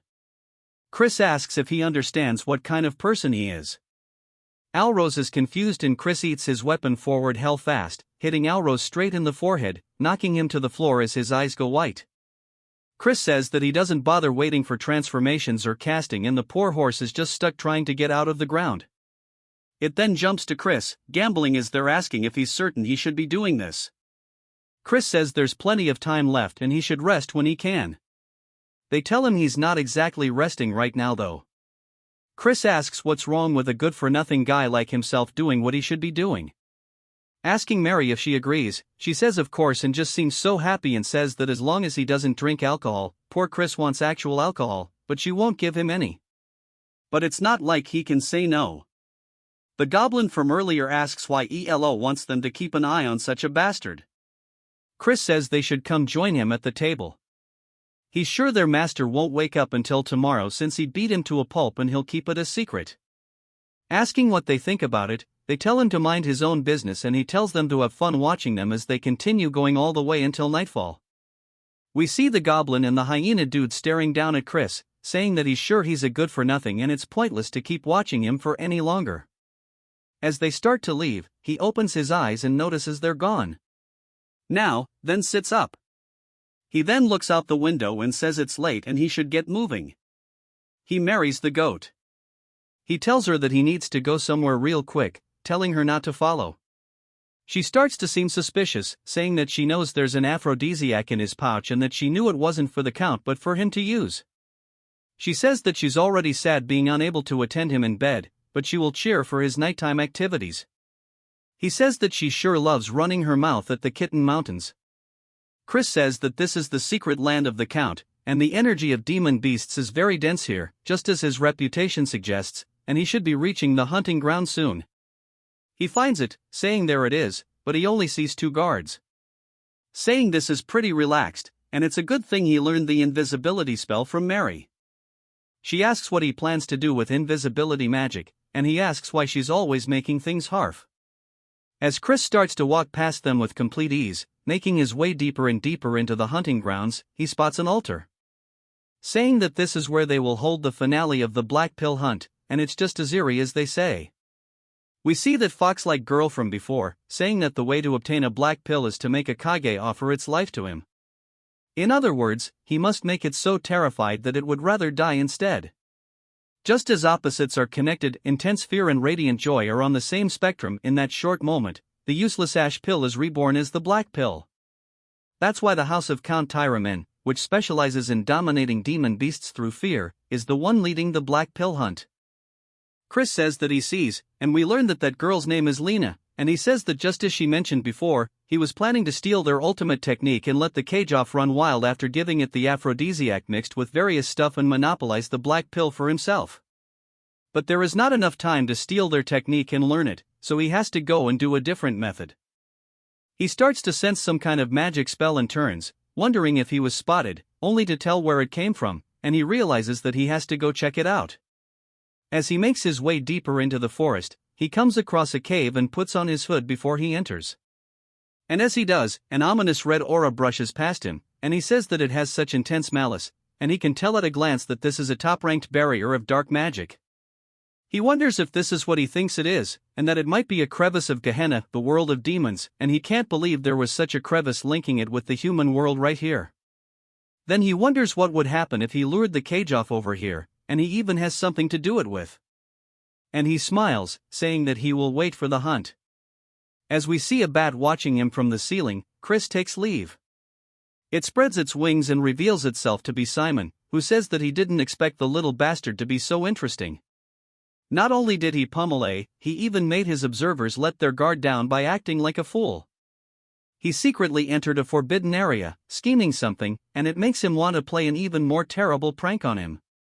As he walks towards the gate to Gehenna, he puts his hand inside, causing his hand to bleed, pouring out onto the ground. Something then begins to absorb his blood, and it asks him for what he wishes. Simon is about to summon a demon. The next day, as it's now time for the hunt, somebody stabs a flag into the ground, and it's none other than Alrose and his group. Chris is there as well, saying surely he thinks he's acting too cool for someone that just got his ass whooped. Alros tells him to shut up, saying that he's the poser, asking why he brought the holy sword when he can't even use it. Chris tells him that it's more effective than a club, asking if he wants a taste. Alros changes the conversation, telling everybody to go lure the monster off to the altar, and those assigned to guard duty will follow him and they'll stand right by it. Simon is watching this as well, and Chris clearly spots him. Alros tells Chris to go ahead and answer, and Chris says, as he wishes. Now we are at the altar. One of the other guards asks that Chris go hold up somewhere else, as he's only getting in the way of the hunt. Chris says that's fine with him if he gets to laze about, but not to come crying to him later for help with the cleanup when they inevitably die. The bit clearly pisses the dude off, but Alros tells him not to tire himself out before the hunt has even begun, and that the good-for-nothing can go guard the flag. Chris says this good-for-nothing will protect the flag to his utmost. Chris starts to sit down by a tree, saying that he wants to see them do their best, as they're just going to be playing straight into his trap. He made sure to pack the dagger and ash pill with him as well. While they start looking around for the sound, Chris can tell that it's coming, and we are finally introduced to the Cage-Off, which is a rank 4 magic demon beast. He wonders why the hell it looks so derpy, since it looks oddly cute. The rest ask Alros if he's ready, telling him it's time. His animal buddy also tells him to begin the subjugation art. Alros stretches out his hand, starting to cast it, as the Cage-Off continues hitting the ground with its beak. The others are casting some kind of slowing spell on it, as Alros slowly approaches it with the subjugation arts. Something inside of the Cage-Off's eyes changes, causing it to let out a screech. It turns its face towards Alros. He looks scared and raises his hand only to get the absolute piss smacked out of him, causing him to fall into the floor. Everybody else also can see the poison coming from its little feather tentacle things, and they start to do a defensive formation around Alloy. But Chris says that it will not work and it's out of control because of the aphrodisiac he gave it. Alros says that it's a good thing they consumed the antidote ahead of time, but it's still dangerous if this drags on and that everybody should do their best to stop it the best they can. They start sending themselves flying through the air, heading straight towards Alros once more. They all scream out for him. Alros, out of fear, looks up, closing his eyes only to be surprised by something. Chris is standing before him with the holy sword, blocking the attack, saying that his house sure is pathetic and he can't believe they're forcing the busy flagbearer to step in. He'll be nice and bail him out if he promises to call him Big Bro. Alros calls him a crazy ass, asking why he should. Chris asks if he really doesn't want to. It's not like he is all the time in the world. Everybody else begins coughing due to the poison, and Alros grits his teeth, realizing he's right and tells him to help, calling him a bastard. Chris says that he better keep his promise, and he smacks the side of the Kage off the head. He then begins to use his own version of the subjugation arts, stretching around the side of the Kage, off restraining it. Alros is surprised, asking how he's using this. Chris asks if he really thought his family were the only ones who could use it, as long as it's not a secret technique, something like the intermediate subjugation art. This is nothing, as he rotates his body, grabbing onto the chains that have been created from the art. He then starts to pull back on them, kind of like reins, and jumps on the back of the carriage. It starts screeching and running, and Alros yells, telling him to wait because over there is a crevice. As he tries, warning him, Chris smiles, as he already knew this from last 18 night, he heads straight towards it. The carriage-off starts going crazy, and he says this is surely the first time it's seen the malice of Gehenna and tells the carriage-off to be terrified as its eyes, which were a very bright red, shift to a very bright yellow color instead. Chris said, now, as he tightens the grip on his dagger, stabbing the carriage off, killing it on the spot, the rest run in, asking him if he's okay, warning him that this cave is extremely dangerous, so they need to hurry up and get out. Chris tells them not to be such wimps and asks them what they should do if it turned out to be an ash pill and not a black pill. Alros starts to feel frustrated, and his boy asks Chris what the hell he's going to do about this because if he didn't intervene, but Alros tells him that this is enough and to leave it. He then calls out to Chris, thanking him for rescuing his subordinates, and they got to finish without any major injuries thanks to him.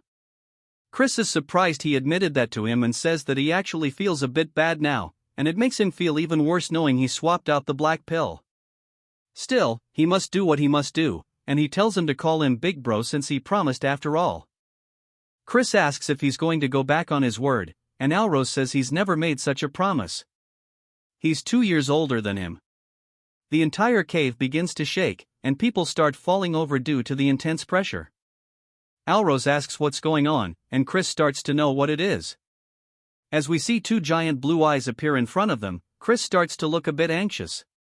We hear a monster saying that it's the first time it's seen a plaything in a while. Chris says this is a demon of Gehenna.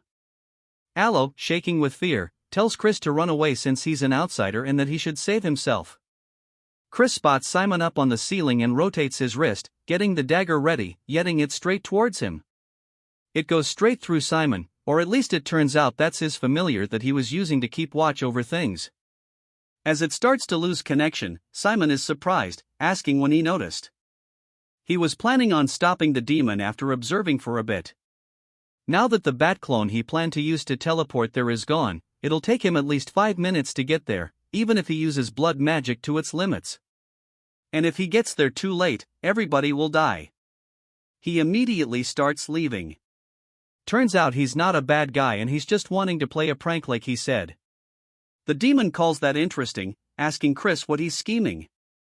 Chris says he just doesn't like it when people try to take sneak peeks at him. The demon laughs, saying that he sure does have a lot of concerns for a dead man. Chris says if you were to compare him to the demons he faced during the Age of Destruction, he would have to be a low-ranking demon, but he is at least a 5-star and he's not someone that he can currently face. He then raises his finger up into the sky, saying that it's not all bad. As he uses the same spell to put everybody else to sleep like he did that one girl when Lardos and Pomodore were trying to kill her, Yahello's subordinates start to lose consciousness. Alros yells, asking what the hell he's doing when they need to fight together. Chris says that he sure does have a strong resistance to magic and hits him straight in the gut, telling him to go to sleep already. I think he just killed him. Rip the demon asks if he's going to offer them to him and that he shall spare his life and even personally bless him in exchange for the sacrifices. Chris tells him to stop yapping and it's his principle not to associate with demons. As he starts to unshed the holy sword, the demon recognizes it, saying that the idea is commendable but a holy sword that he cannot use is merely a piece of junk. As he starts to prepare a spell, it shoots out directly towards Chris.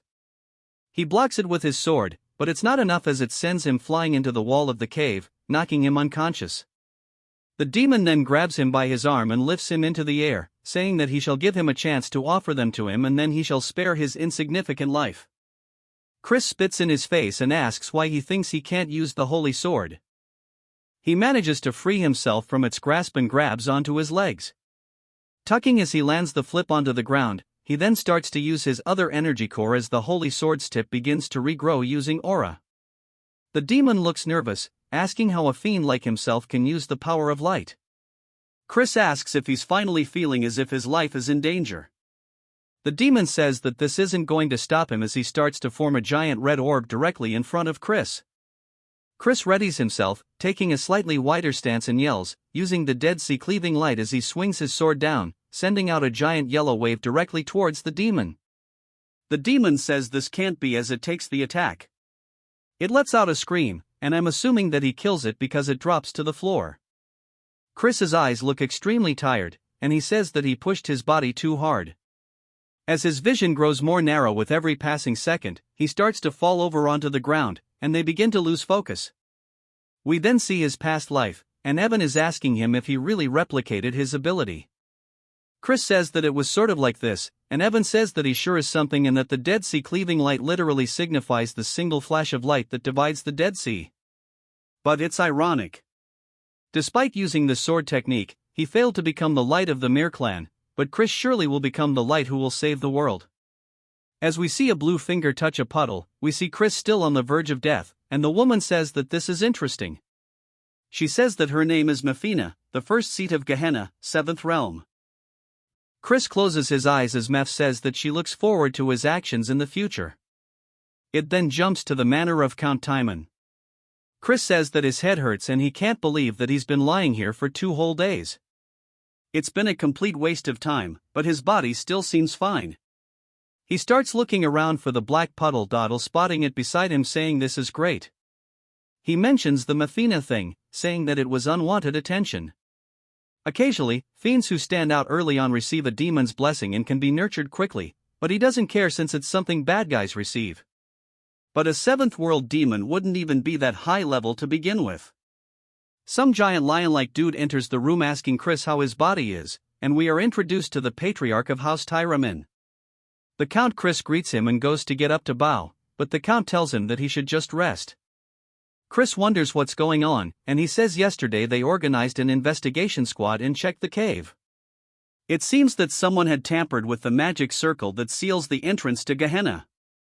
Fortunately, it seems the demon kin was reverse summoned in the meantime, but no matter how much of a fleeting moment it was more than enough time for everyone to lose their lives.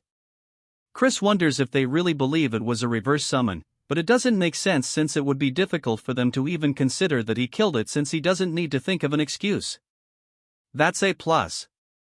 The Count says that he would like to start with an apology. He's sorry for treating him so poorly using only the rumors of him being a good-for-nothing.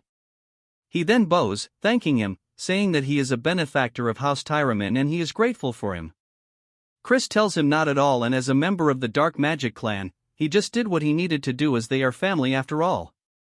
While it does hurt his conscience, he decides to muddy the water a little bit, but it seems like that resonates with the Count.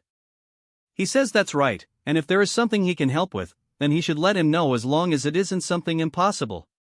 He will make sure it will happen. Chris thinks about it, saying in that case, he hopes that House Tyramin will shake off the old grudge against House Khazar instead of the enemy-like relationship they have now where they keep bearing their fan.as they each other. He wishes that they would have a friendly but competitive relationship where they can plan for proper advancements together, something that matches the fact that they are bloodline. Ken then goes to say something, but Chris says that he's sure he also knows the reason why their two houses are feuding is because of the behind-the-scenes work of the main clan. Since if the branch families work together from the main clan's perspective, they may feel threatened, it's a scheme to keep them as mere dogs who guard the house. The Count asks if he's planning a revolt against the main clan, and Chris says that he has no such thoughts. The Count can't believe that he would think so far ahead, and Chris thanks him for the praise, asking if he'll accept his request. The Count sighs, saying that for the first time in a while he should contact Count Khazar, but before he finishes his sentence, he calls him by his name instead. Chris smiles, saying that's right, and if he just unites their forces like this one at a time, they can establish a much firmer front during the Age of Destruction. The Count then gets back to asking him what he's waiting for, saying that his son had something he wanted to say. Alros tells him to take this, and we see him embarrassed as he holds out the ash pill. He says when he came inside the cave, it was on the floor, and since he showed no signs of waking up, he made sure to take care of it. Chris says if it happens to be that he is so grateful that he wants to give him more things, he can do that too. Alros starts barking at him, and the Count laughs, saying that he shall give him a gift instead. It's a summoning stone that can store up to a rank 4 demon beast. Chris says this is a really rare item. The Count says that he'll also make a report so that he can participate in the Sacred Dark R and wishes him good results. Chris thanks him for both the gift and his encouragement. The Count then tells him to rest up as he and Alros leave. Chris smiles and tells somebody to come out. Behind the curtain, we see a red aura, and Simon says as expected, it wasn't a coincidence that he had discovered him. To think that he could see through stealth that even the Count could not. Chris said that he could smell the scent of blood. Simon introduces himself as the head butler of the Dark Magic clan. Chris wonders if this means that he is the Elder Head's henchman. Chris then wonders where he's heard the name Simon before and says that this is the master of the Blood Shadow Mages. He explains that the Blood Shadow Mages don't differentiate between the Magic Empire and the Dominion of Light. They are a psychotic organization who reveled in indiscriminate slaughter and terrorism. The leader was a fiend who reached the heights of 8 stars, and during the endgame of the Age of Destruction, he reached 9 stars and became the 10th Demon King. He can't even count how many times they almost died because of that leader, and not to mention, Simon is the blood and flesh of the Demon King of Carnage. Simon said that he never thought that the young master would be this amazing. Not only that, but to think that he could even eliminate a demon. Chris says that he's certain that he took care of it alone, asking if he might have seen the Dead Sea cleaving light. Simon says that he can tell he's playing dumb. After having gone to the cave, even the demonkin's corpse was completely annihilated, leaving no trace. And that it was not a reverse summoning, for it to be completely vaporized inside the cave. He's impressed by his skills, and he wants him to explain how he did it, as he should understand what he's saying since it will all be reported to the Elder Clan head. Chris asks why he should reveal his trump card. Simon reminds him that this will be reported to the Elder, and Chris says that if he were the Elder Clan head instead of a little nerd who answers every question, he would be like a predator who keeps their claws hidden to the very end. Simon looks surprised, saying that he surely is an interesting person. And Chris asks if he's not going to apologize. Simon asks what for, and Chris says it's normally difficult to differentiate between a reverse summoning and annihilation just using traces. That's why the Count misunderstood it to be reverse summoning. However, there must be a reason he believes it to be the opposite, and it's simple once he thinks about it, and that is because he was the summoner himself. And a demonkin summoning case where a member of the clan almost died would sure be some crazy news and might even be overheard by the Elder Clan head. Simon says that he will take responsibility, and Chris decides to keep it a secret. Instead, he should remember this, and that he owes him a big favor. Simon looks surprised, asking if this is a deal, and Chris says that it would be great if that's how he decided to understand it. Simon says that this is understood and he won't forget this mercy that he's shown him, and it was great meeting him today. He hopes to see him again soon, and he'll be counting down the days until he arrives at the main clan. Chris explains that Simon is a person who will have an important role to play during the Age of Destruction. Therefore, he absolutely needs to form a connection in order to change the future. We see Chris's luggage floating through the air as Mary says that she's finished the preparations to return home. He tells her good work, and Alrose opens the door and peers in, asking if he's leaving now. Chris reminds him to use his title, and Alrose asks what he means. Chris says that he let it slide yesterday in front of the Count, but a promise is a promise, and that he has to call him Big Bro from now on. Alrose says that he already told him he's 2 years older than he is, and Chris asks if he has something he wanted to say. Alrose says that he came to warn him. He said that they were all a family, and after hearing that, he felt that it wasn't right to do this to family and to be careful as he's already aware, but the one that was most against his attendance of the sacred dark rite was young Master Loin. He should know that even 2 stars are not of the same level between the main families and branch families. The greatest elixir, the ultimate techniques of the main family, and blessings of dark magic, the starting line for direct descendants is much further ahead than where they of the branch families begin. He's going to be easy pickings. Chris smiles, saying that he'll give him a warning as well and calls him Little Bro. He tells him not to participate in the upcoming sacred dark rite as he's saying this for his own good. Alrose says that he was only saying this out of worry and he's not letting him monopolize the pure dark energy. Chris tells him to keep this in mind no matter who his opponents are, they'll come to regret facing him in the sacred dark rite. Alrose starts to get pissed, and Chris tells Mary it's time to go. He tells Alrose to think about it and not to regret it later. He heads back to the house of Count Khazar. We see them going to find his brother but only being informed that he left for the training cave immediately. Upon returning, the butler says that he wished to train alone until the sacred dark rite. We see them finally catch up to him, and he calls him his full title, the Honorable King Emperor Majest brother. He says that he promised him that he'll duel him once he returns. Chris is surprised by how much he's grown in such a short time and that he's already a middle 2-star, and he sure is growing quickly. He says that he's busy and needs to train. Chris realizes that he's also participating in the upcoming sacred dark rite, and that won't do. He tells him to wait for now and they can duel after he's done training and that he should train too. Then wants him to promise that he won't push it further back, and it won't be anything like last time, so to watch out. Chris says okay, and then walks away. Chris says that he sure is a stubborn brat, and we see a girl asking if he promised, and Chris says that he reminds him of her a lot. In the training area, we see Chris sitting in his bed looking down at the black pill thinking about it. He says he is half a month until the rite, and he starts to chomp into it. He says this tastes like straight ass. Then he lays down starting to actually try his best to absorb it as it floats through his pathways. He says it's more turbulent than he expected. He then starts to feel a weird sensation asking what this is and if that is light force he senses within the pill. He wonders if the elation that the monster experienced upon death became a part of the pill, and he says no wonder they are difficult for fiends to absorb. But that is all irrelevant to him as he continues absorbing it into all of his pathways. He says all that's left is this light force, and that fiends would normally expel this energy with the help of their teacher, but why should he let such a nice thing go to waste?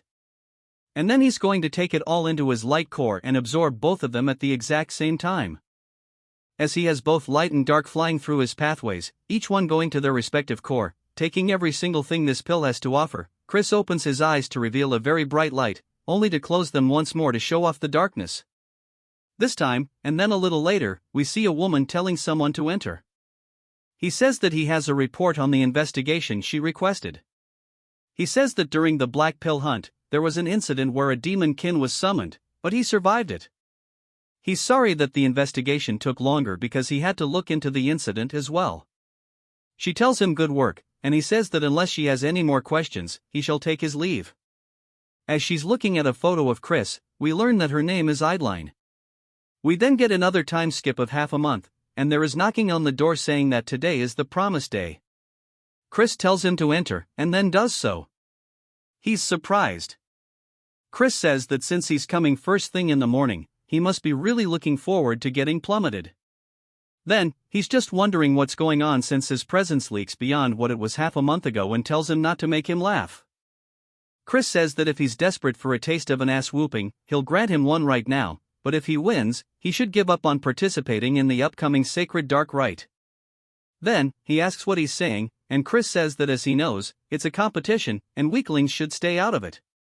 Then, he tells him to shut up and raise his sword. Chris says that he's so blind to him showing brotherly concern, and he guesses that he needs to knock it into his skull for him to get it. Then, he dashes off the ground screaming it. Then, he jumps to Bro, being in the infirmary. He got off screen. Their father says that Chris went overboard and that the healer said that he'll be in bed rest for half a month. He guesses then we'll have no choice but to wait for the next rite. Then, he tries to argue against it, and Chris says that he wants a moment alone with him. His father says okay, and then he'll let them talk it out with his brothers. After he leaves, Chris approaches the bed, asking what he's pouting about and not to whine like a baby when he's the one who asked for the fight. Then, he says that he must truly dislike seeing him grow as he mocks him and looks down on his achievements. Now, he's deliberately injuring him so he can't participate in the sacred rite. Chris says that he's going to cry at this rate, and he thinks that they aren't on the same page. Here, he did that in hopes of him becoming stronger for him. If they compete against each other in the rite, he will forever lose his chance to obtain pure dark energy, and he needs to be rough because of how stubborn he is. Asking if he understands, but most importantly, pure dark energy doesn't suit him. Then, he asks what he means, and Chris says that his best suited energy is gray. Dark energy instead. We learn that just like how the power of light divides into various types, there are also a variety of dark energies. Pure dark energy is the highest attribute of all dark energies. Right below it is a gray dark energy, a type suited for curse magic. He says surely he's found it easier to master curse magic than swordsmanship.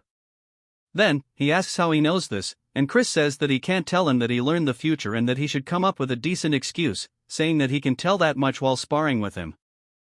Chris tells him that if he takes in pure dark energy before he masters great dark energy, it can cause problems when he tries to learn it later. Of course, it won't be impossible since pure dark energy is the higher attribute, but he'll be impeded by its unique properties, and it will only slow him down. He wants to become as strong as possible as soon as possible, and he wants him to think these things over before participating in the ritual. This is his sincere advice to him as an older brother rooting for his younger brother's growth. Then, looks super touched, and then Chris gives him a gift. He sees it and recognizes it as an ash pill. Asking why he's giving him such a valuable item, Chris says that's because he's his little brother. Asking what other reasons he needs, he already ate something better anyway. Then, even starts to tear up and damn, this is just way too wholesome. He says, if he was capable of changing like this, he wonders why he acted like a turd. Even when their mother was on her deathbed, and if he knows how much heartache their mother suffered through because of him. Chris stares at him and sits down beside him, saying that he didn't understand it back then. It then jumps to later as the carriages come to a stop. Chris exits, saying that he needs a good stretch, asking how far they traveled since his whole body aches. He asks if it would hurt for them to open the warp gate, and he can't believe they're being this petty. This is going to change once he becomes the clan head. Mary then flies in, saying that she can't believe they're going on a date with just the two of them. Also, that this is making her heart go crazy. He says that she doesn't even have a heart, and he explains that because the main family limited him to bring in one companion, he can only come with Mary since she's attached to him due to their pact. He sees other people talking about him, and Mary says that he is already famous. We then hear Simon calling him the young master, and everybody else is surprised as they recognize him and they ask what the head butler is doing the greeting. The good-for-nothing Simon says that it's only been half a month, but he's managed to grow so much more. Chris asks if the elder clan head, Aid, has nothing better to do with his time. Simon says nonsense as he is here on his orders specifically, and that the elder clan head would like to meet him personally. Simon says that he doesn't even seem surprised, asking if he was expecting this. Chris says that no, he actually was surprised, but Simon says that's not what he saw. It then jumps to the clan head's room, and Simon says that he's brought him the clan head. The clan head says good and tells Chris that it's been a while. As we see Marion with him too, Chris starts to feel a very powerful gaze, saying that this presence is dominating and he can barely stand from the pressure alone. And for him to exude such dark energy despite knowing that someone of his level can't withstand it is pretty crazy. His hands start shaking, and he lowers his head, greeting the Duke. The Duke asks if he was not surprised by the sudden meeting with him, and Chris says that he expected him to call him the Duke. The Duke asks why, and Chris says that it's because a new star has appeared in the clan. The Duke laughs, saying that's correct. Neither Marion nor Simon could hold back their compliments, and yet he can't quite tell if he should have any expectations. Chris doesn't reply yet as the Duke continues, saying that no matter how great of a seed he may be, only time will tell how he will grow in the future. He could be a sapling that withers away. As soon as he sprouts above ground and Chris says that he is correct, he is still too lacking to match his expectations. The Duke asks if he's saying he won't be able to in the future, and Chris says that only time will tell if a sapling will surpass expectations and grow into a great tree, or perhaps it will even grow into an abnormality that even casts a shadow upon a great tree. At the very least, he knows he will not disappoint him. The Duke laughs once more and says that he shall have high hopes from him, and he is now excused. After he leaves, Marin asks him what he thinks, and he says that he was beyond his expectations. However, because he holds such great talent, his fate will be much more turbulent, and that she knows as well that the bloody winds blowing towards the magic empire will soon be coming their way, but that's not terrible news because a small hope has actually sprouted today. Marin looks surprised by this, and the Duke says that he might actually indeed be able to fulfill his long-desired wish. It is now the eve of the sacred darkness, and they start announcing the arrival of Count Khazar's eldest son, which is none other than Chris. I'll drip the hell out, people. Wonder why the Duke wanted to meet with a fool like him anyways? And they say that he seems like a jig. Chris says that he knew it and that he is way too handsome, and it's all because he's just too damn good looking. Mary, of course, is the ultimate hype man, saying that he sure is. He then spots some drinks and says that surely that's alcohol. As he walks over, the waitress says that he's not allowed to have any because he's underage. Instead of alcohol, he can have some ginger ale, and they even start laughing at him. Chris can't believe that these people are so damn lame, and he doesn't want ginger ale. He wants alcohol. They then continue to announce the arrival of the young lords and young ladies. As the doors slowly open, we see them all walking out into the room.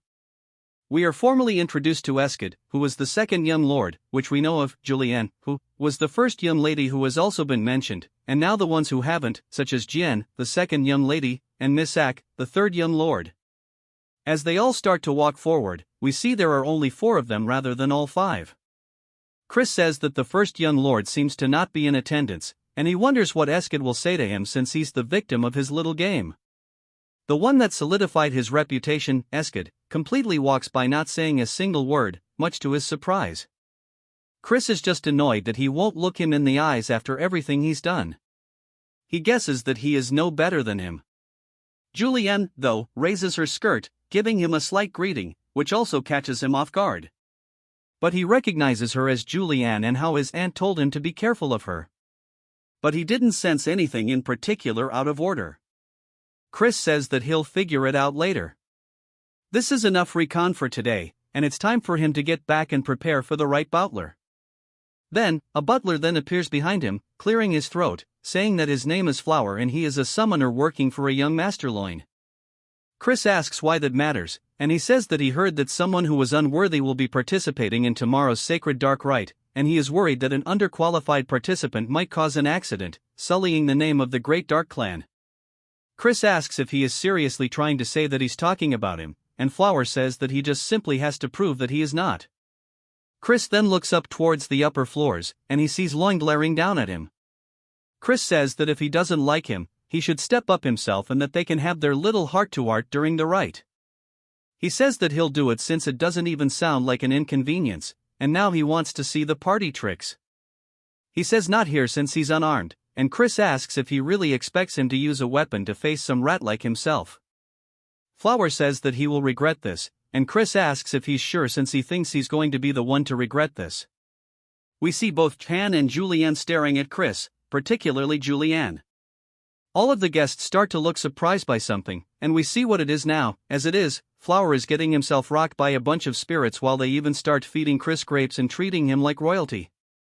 The guests wonder what the hell that is they are witnessing because Flower started by summoning evil spirits, but they instantly turned against their summoner with just a single gesture, and they wonder how he gained control so quickly. Chris asks if that was young Master Lo's wishes just now, and that's pretty unbecoming of a direct heir of the Dark Magic clan, and he should have just challenged him to a duel if he had any grievance. Lo says the incident has nothing to do with him. Chris says not even a fool would fall for that lie, but he'll just believe him this once. Now they can meet again during the sacred dark rite, and that he sure does find him cowardly, but he'll make sure to teach him some manners next time. It's now the day of the dark rite, as we see Chris entering straight, yawning, and looking ugly. Mode Alrose asks if he's not even the slightest bit nervous since he caused a ruckus yesterday. Chris asks why he came here, even though he warned him not to. Calling him little bro, Alrose asks how he could push back the sacred dark rite, calling him crazy. Loin then makes his way down the stairs, glaring at the rest like he's so much better than them.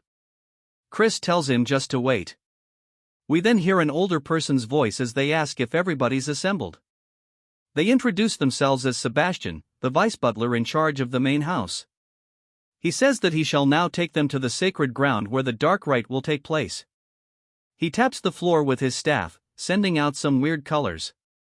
It looks like a bad acid trip. Everybody else sees some stairs forming up underneath them and they're surprised by this. Chris says that's not exactly what it is and it might be an illusionary art that materializes an imaginary space. Sebastian starts walking down them, but he's going extremely fast and the rest start panicking, saying that he's leaving them since they're being left behind. They need to hurry as they start sticking close to him, following each and every turn. Some of the participants say this is weird and they thought they went underground, so why is there such a steep slope? Even Loin and Alrose look like they're struggling. Sebastian tells everybody to please hurry up as the ground will not support them forever and they even start falling off into the void. The other participants look nervous and Sebastian says that since they're late, he's going to be speeding up now and he starts to move even faster than he did before. A little later, even more people have fallen off and Loin says that losers should know their place and they don't deserve to be up here. We see him sweating, but then he spots Chris effortlessly glide past him and he wonders how since he's not even sweating. Chris asks him if he's really out of breath and he guesses he's all bark and no bite, saying as a direct heir he should be better than this. They fed him a bunch of good potions. Chris says that their stupidity only made their bodies suffer, and it's a waste to run earnestly in an illusion in an illusionary space. No matter how hard he pushes himself, his stamina doesn't get drained at all. And just by twisting one spell, he can become invincible within this realm. Sebastian looks pleased, saying that he must be the young Master Christian. They finally get to where they're going, and everybody's panting, gassed out. Alrose asks why Chris isn't scathed. He says this is why he should have trained his body more instead of riding his beast everywhere. We then hear a different voice welcoming everybody as a crystal forms in front of them. It floats around the room, and she says that as they may all know, this is the sacred ground where the purest of pure dark energy bursts forth. Thus, they call it the sacred darkness.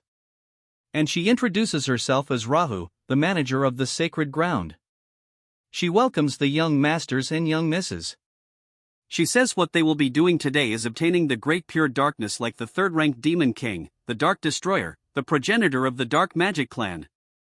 A blue light then starts to form on the ground, weaving underneath every single one of them, and she says that there is not enough for all of them to share. All of the demon beasts inside will test their worthiness. Chris asks if all she's saying is that it's based on who arrives first, and she says it's very perceptive. Chris asks what if an unforeseen mishap occurs, making the competitors fight one another during the rite, and if they will be disqualified. She says that because each of them will be on a different path, they should not run into one another, but on the off chance they do, they should avoid conflict as the more time they waste, the better it will serve the other competitors. She starts to count down, saying that they need to focus up and prioritize their own safety. May fortune be with them as the countdown is finally ending. They all start running off down their own paths. We see Sebastian and Raha standing there, and Sebastian asks if she wants to bet some blood juice on who will win. But of course, she vanishes, and he can't believe that he got brushed off once more. We see Loin making his way forward down a tunnel. He spots a swarm of beasts ahead of him. They start preparing magic and leaping at him with fire in their mouths. He starts to imbue his hand with aura as he smacks forward, hitting one in the throat and quickly moving from wolf to wolf, getting rid of them on the spot. He says that at best, they are lower-ranked second-tier magic creatures and that these are nothing to him, an upper 2-star though. He's sure that Chris is having a very rough time right now. According to the rules, each path is supposed to have the same distance and time. However, he bribed a mage so that only Chris's path will have stronger demon beasts, and that he's going to come across some stronger demon beasts by pure coincidence. We need a tragic fate since any death that occurs during this is overlooked. It's going to be his grave. After a while, he finally comes across a door, and Lo says that this must be it to the sacred ground, and Chris knew he'd be the first one here. Chris asks what took him so long, as he thought he was going to die of boredom from all the waiting. Lo asks how he got here so fast, and Chris says there wasn't much to it. Loy says that's not possible, as his path should have had much stronger monsters. Then he closes his mouth, realizing what he was saying. Chris smiles, saying no wonder he thought they were at a higher level than they should be, so it was all his doing. Lo asks who he is to throw allegations like this. Chris says that it's only going to be the two of them for a bit, asking if there's any need for formalities. Lo calls him an arrogant turd, saying it's taboo for competitors to clash during the right time, but he's going to crush him here and now. As he swings forward, Chris easily dodges the attack and says that he's using magic combat arts. It's a combat technique that explodes magic power at close range or disables his opponents by snapping their joints. Chris continuously avoids each and every one of the attacks to the point that he's getting annoyed, and Lo even calls him a slippery rat. Lo then spots Chris's hand, thinking that it's an opening, and charges forward, saying that he's going to break him. Chris calls him a dumbass and he grabs his wrist instead, putting him into an armor. He tells him not to cry even if it hurts, and then all we hear is the sound of it snapping, and he lets out a very loud scream. We then see Alrose running down the hallway, asking if he's too late, only to see Lo and another competitor both lying on the floor. Alrose asks Chris if he did this, and Chris calls him slow as hell, asking if he's going to faint on his own now or if he needs to beat him until he does. Alrose says that he hasn't been sitting around doing nothing and to come at him. Of course, he got folded like an omelet, and Chris says that was some real déjà vu. He's sure they'll find them if he just leaves them here. He explains that 5 years from now, the first great war against the Alliance will break out, and he needs to have the Dark Magic clan within die in his grasp before then, which is why he can't share even an ounce of the darkness with them, and since he's done cleaning up, it's time for him to take possession of the sacred darkness once and for all. The sacred darkness is the power that grants a fiend the possibility of becoming a true transcendent. The Duke, who is known to have absorbed 80% of it, is one of the strongest alive, even amongst the demon monarchs. The Dark Destroyer also absorbed more than 90% of the pure dark energy to become a demon king, meaning if he can make 100% of the dark energy, he can exceed even the demon emperor himself. As he stands before it, he slowly stretches his hand out until it starts pouring through all of his paths. It then jumps to some people, saying that was unbelievable. Every other person than Chris was eliminated. This is a disaster as the young Master Loin is in serious condition. They start saying that he probably used a trick or a banned magic tool and that they need to investigate thoroughly and punish him. Jian says that won't be necessary as that bastard won't be able to enter the sacred ground anyway. The fact that he hasn't left for 2 days must mean that unless this is all the time required to absorb the sacred darkness due to the quantity, he is already being crushed by the sacred darkness and died. Even the Duke had run into a limit of how much he could absorb, and that Chris is definitely dead and there won't even be a corpse. Left behind, as she walks away, she closes the door and looks pissed, saying that even if he comes back alive, she'll kill him herself because when her father died during his battle against the Alliance, only she and Loin were adopted by their uncle Viscount Langham. That's why her footing within the clan is already unstable, and since Lo wasn't able to receive the sacred darkness either, no one will support him in becoming the successor, and that she will pay Chris back for this indignity. Even some of them start saying that the good-for-nothing still isn't out yet and that he must already be dead and it's punishment for being greedy without knowing his place, and they say that even the ghost over there is waiting for her master, but she'll soon meet her master's ghost. Mary puts a hole into one of the bags, pretty much giving them a warning, and she says that her heart flutters as she waits for her young master, but if they keep being noisy around her, she'll turn them into ghosts under her control. They run away saying they're sorry, and she returns back to being a cutie pie, telling Chris to return quickly as a man who makes a maiden way is not cool at all. It then jumps to Chris, sweating hella, saying that this is an unending darkness that chokes the breath from his throat and that he's only around the 70% mark and that this is a lot more difficult than he expected, but he has to endure no matter what. The real test will begin around the 90% mark and if he takes in too much, he will die. Ceases his limit, his core will shatter, and he will die here before the war even starts. He then realizes something, saying that's right, and that if only he had a dragon heart, the dragon has the largest container for their core. So even if it's just for a few minutes, he can imitate its heart. There might be something about it. As he does his best to do so, even more energy is being absorbed, and it slowly starts to shatter. He says this is his limit and needs to stop.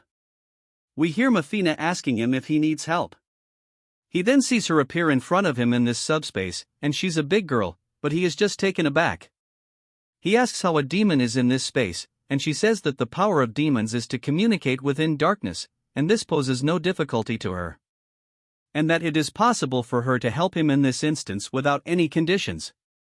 He asks why, and she laughs, saying that it's just a fleeting whim to take her hand as it will let him take in all of the sacred darkness. It then jumps to 1 week later, as the Duke is setting down his cup. He says that he would be hard-pressed to say that Chris is still alive when there has been no news at all. Marin seems confused, asking why he would be so greedy to this point. Simon says that Count Langham also agrees with him, and he wishes to close the pathway leading to the sacred ground. Soon, the Duke thinks about it and asks Simon if he will give the command. The Duke says that he is just trying to test this old man, and he asks Simon if he thinks that Reckless Child is still alive. Simon says the odds are close to 0 but that he is pretty interesting, so he doesn't actually know. The Duke thinks about it a little longer, saying 1 day and that they'll keep it open for legit just 1 more day. Marin sighs out of relief, and Simon says that he'll go spread the word.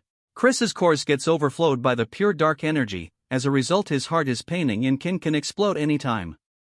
This mommy demon tells him to grab her hand before it's too late. Instead of taking her help he stubbornly refuses. Hearing this she tells him he is extremely foolish, telling him that he should know that there is a limit beyond which humans are not permitted. Hearing this Archad gets pissed, telling him that it seems like he is forgetting something. Since they are currently in a world full of concepts. What Archad does next shocks her, as Archad starts glowing, his hair turns gray and his eyes turn red. Archad has grown red horns and transformed into a demon. What he just did now is demonization, shocking her. Looks fire, to be honest. This technique is the Mystic Clan's ultimate technique. It is a forbidden spell where a mortal temporarily transforms into a demon to bring forth explosive abilities. Although it is powerful, it is lethal to the user. In the past, Lena died after casting this spell. It's probably that Fox girl who taught our chat all info about the demon clans. If he were to remove the parts of the spell that amplify dark energy, he can use this world's dark energy to his advantage and form a bowl to collect the energy without accruing any penalties. As our Chad forms the bowl gathering the energy and slowly and steadily the dark energy starts accumulating. Since this plan worked with this container, he can collect beyond 90% purity and make all the sacred darkness his. The demon mommy is in disbelief that our Chad formed a black crescent. It's not possible that a mere mortal no different than an insect has shed his body, in order what she said that he has surpassed human limits. As he gets all classy telling her that it's because he is genius. As he exits the space he tells her that she can go on living her but she will take her leave. As he was leaving she tells him that she will see him another time. Hearing this our Chad turns around and right before the portal closes he takes out his middle finger telling her to piss off. She remains quiet for a while then figure out what he means, and starts laughing. Our Chad gets out cursing her telling her that he would be crazy to see her again, call her a raucous demon. Our Chad wonders how much time has passed. According to him it must be a week so the family must be in chaos. He undoes the demonization and says that it's time he should play a prank. After some time a butler barges into the Lord office telling him that Chris has returned. Hearing this everyone in the room is shocked telling him how it is that he is still alive. The acting head let's call him Donkey tell the minion to elaborate what happened. He says that our Chad survived with his life hanging by a thread as a result he is extremely fatigued. From what the healer said he is sensing pure dark energy but it's a mess. So it will be difficult for him to utilize the energy forward the energy. One turd curses our Chad telling him that what can they expect from a turd like our Chad and there is no way he absorbed more than 80% of the sacred darkness. The energy was wasted because of this and one fatso tells the Lord that our Chad must take responsibility of this. With a cold face he tells them that he will keep note of this and tells them to leave since the meeting is done for. After they are gone he asks someone if the report is true. He says that he observed our Chad next to a healer and it is clear that a problem had occurred with his core. Hearing this he continues to tap on the table and the old man nervously sees him being quiet. As he gets colder he tells this guy that Loin needed to become the young lord, a sacrificial lamb and the key to their plans with the poison magic clan. This crazy donkey says that their plan of eradication all with something called Jupian has been postponed. As for Chris it's unsettling that his father is paying attention to our Chad and because of him the flow of the river is disrupting. Hearing this the man keep quiet as if he needs to go to the toilet. After a few more of this annoying tapping he orders his to bring Chris down to the darkness hall the following day. He will announce Chris's coming of disposal before vassals. The next day as our Chad was summoned, he thinks that they are desperately trying to get rid of him. Since they gathered all important people here for this meeting. This donkey asks our Chad if he is aware of the sins our Chad has committed during the sacred rites. Our Chad says he is aware all while the leader is seeing a distorted core. He asks Chris to elaborate and he says that his peers are unworthy of their lineage so he should have pummeled them even more. Hearing this an ugly female wearing a suit gets angry. The donkey explains that our Chad's mistake was that even though he was able to monopolize the precious resource of the dark magic clan, he wasn't able to produce a result befitting of that privilege. Chris asks him by what measure did he use to exactly come to this conclusion. He says that a purity of 70% is a bare minimum. Our Chad asks him what sort of punishment he would befallen him if it's below 70%. This fish face says that he will not inherit any of the dark magic techniques. Additionally, he will forever be barred from entering the grounds of the main house, and his succession of the house of Count Khazar will be denied as well. Our Chad acts as if he doesn't care telling him how he is going to measure it, as it seems even he cannot fully measure it. That's when the fake Eskid raises his hand telling our Chad that he's CA help. He says that although Christian's core is in chaos, a dark energy clash should be able to measure his purity. Since he absorbs 70% of the sacred darkness, if our Chad is able to overpower him, then that would mean our Chad has achieved greater. A dark energy clash is a battle purely measure the superiority of one's dark energy against another's. In a battle purely, to measure the superiority of one's dark energy against another's. Given the same amount of dark energy, whoever possesses more pure dark energy would overpower the other in an instant. But when pure energy of similar ranks clash, the one with higher purity would be victorious. According to our Chad, it's the perfect way to destroy his core. He thinks to himself that this guy is more sinister than he had expected. Before they began, our Chad has a condition: if he were to achieve a great enough result, they must support our Chad and allow him to attempt the test of the young lord. Hearing this, a few get shocked, but his third brother agrees, telling them it doesn't matter if one is of direct bloodline or a branch family when aiming for the seat of the young lord. As the other remains quiet, he says that it's the way the magic empire for the strong to lord over the weak. As he gets onto the stage, he tells Chris that during the dark energy clash, if one doesn't have sufficient control over it, it could hurt your core. So to match his rank, he will only use dark energy of only a beginner 2-star level. As they reels their energy, our Chad tells him that he doesn't need to do that and should worry about his precious core. As he releases his energy, the turd says that hearing him speak such word makes him look forward. As they collide, our Chad instantly overpowers his 2-star dark energy. This turd is shocked because his dark energy was nullified without our Chad gathering any strength of his own. He uses the dark energy of an expert 2-star, but the results are the same. Our Chad, seeing this display, says that it's an utter disappointment. He angers him more, telling him that he was acting so high in might yet he is this weak.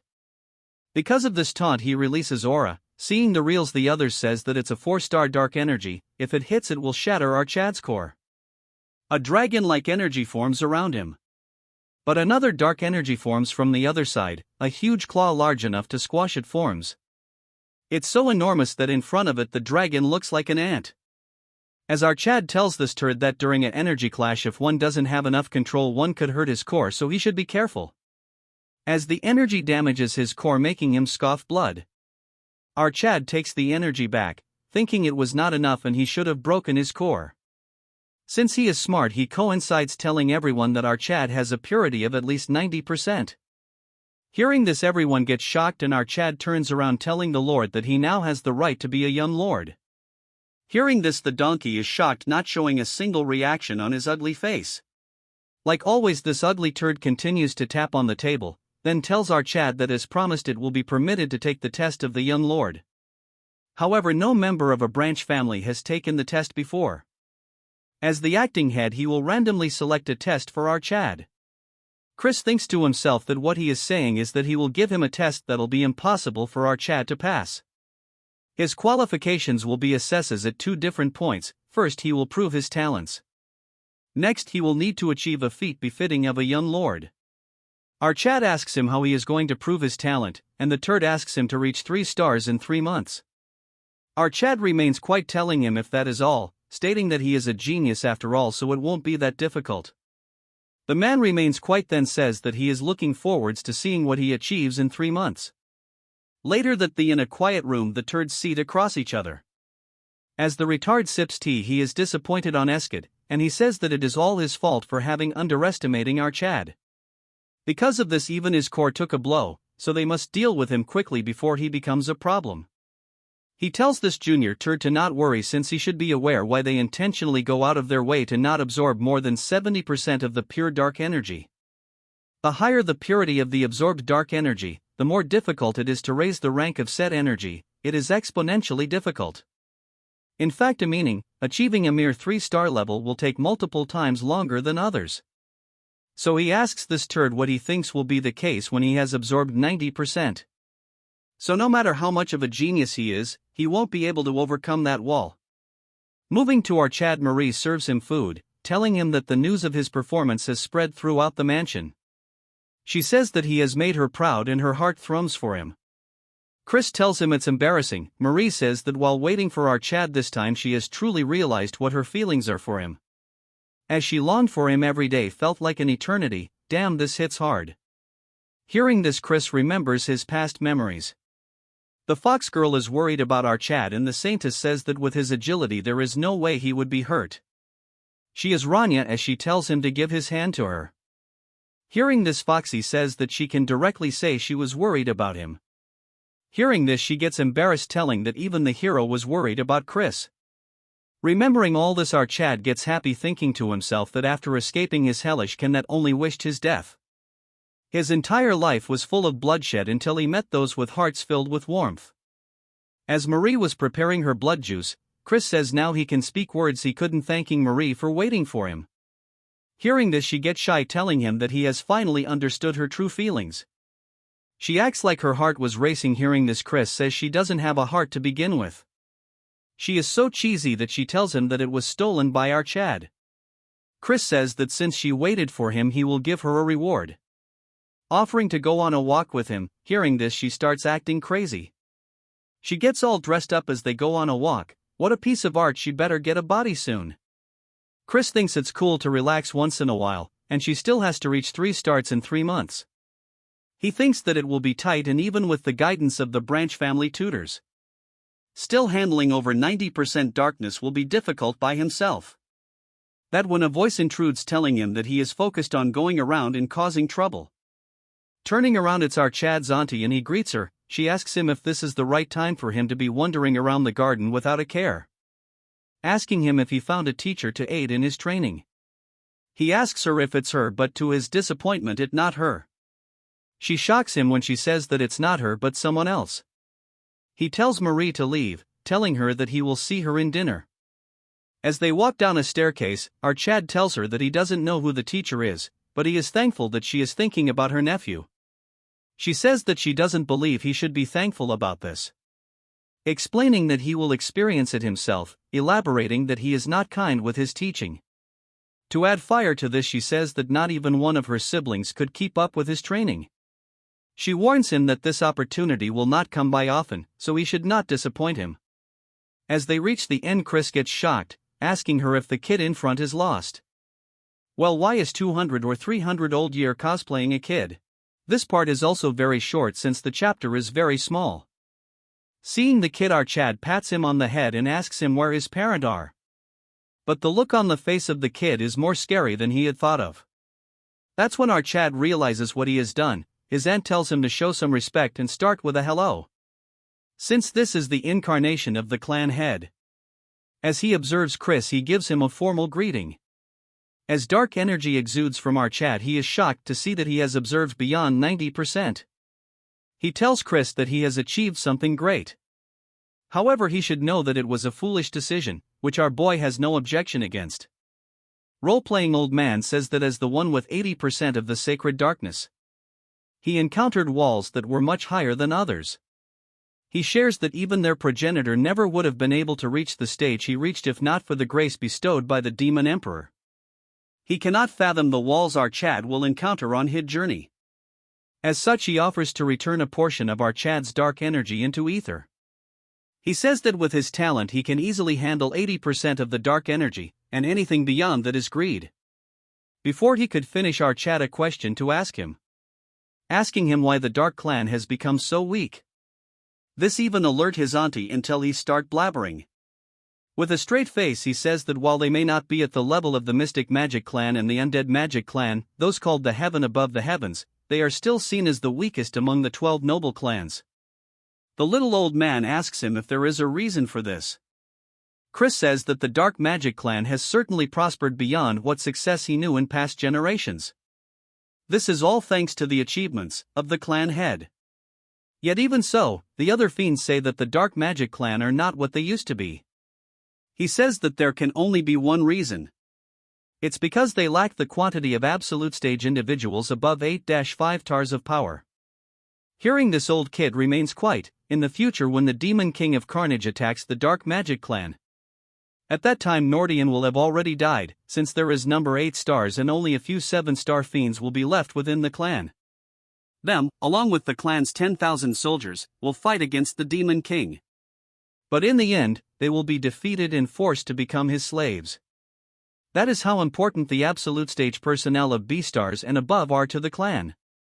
And there is no way that the elder clan head isn't worried about this. The old kid agrees, saying that he understands that very well, but is concerned that he will be crushed under the weight of pure dark energy and won't be unable to grow. Chris asks him if he is not curious that with this power of his, will it only stop at strengthening the clan, or will he leap above those trials and become a being of limitless power that will rule over all? The kid laughs, saying that our Chad has a way with his words. He says that he won't regret this decision, as a dark energy forms under his legs. In a matter of seconds he gets engulfed into the pool. Waking up, he sees that he is in a forest. A voice says that his first task is to inherit the pure dark energy. Chris is confused as he tells him to survive. Behind Chris there is a hungry double-headed bear, as Chris notices its presence, telling himself that he is in a lot of danger. Using his sphere, he is observing our Chad. Auntie realizes that it is a trial and asks the clan head that throwing a 2-star child into a 4-star magic den. Hearing this, he summons another rock lizard.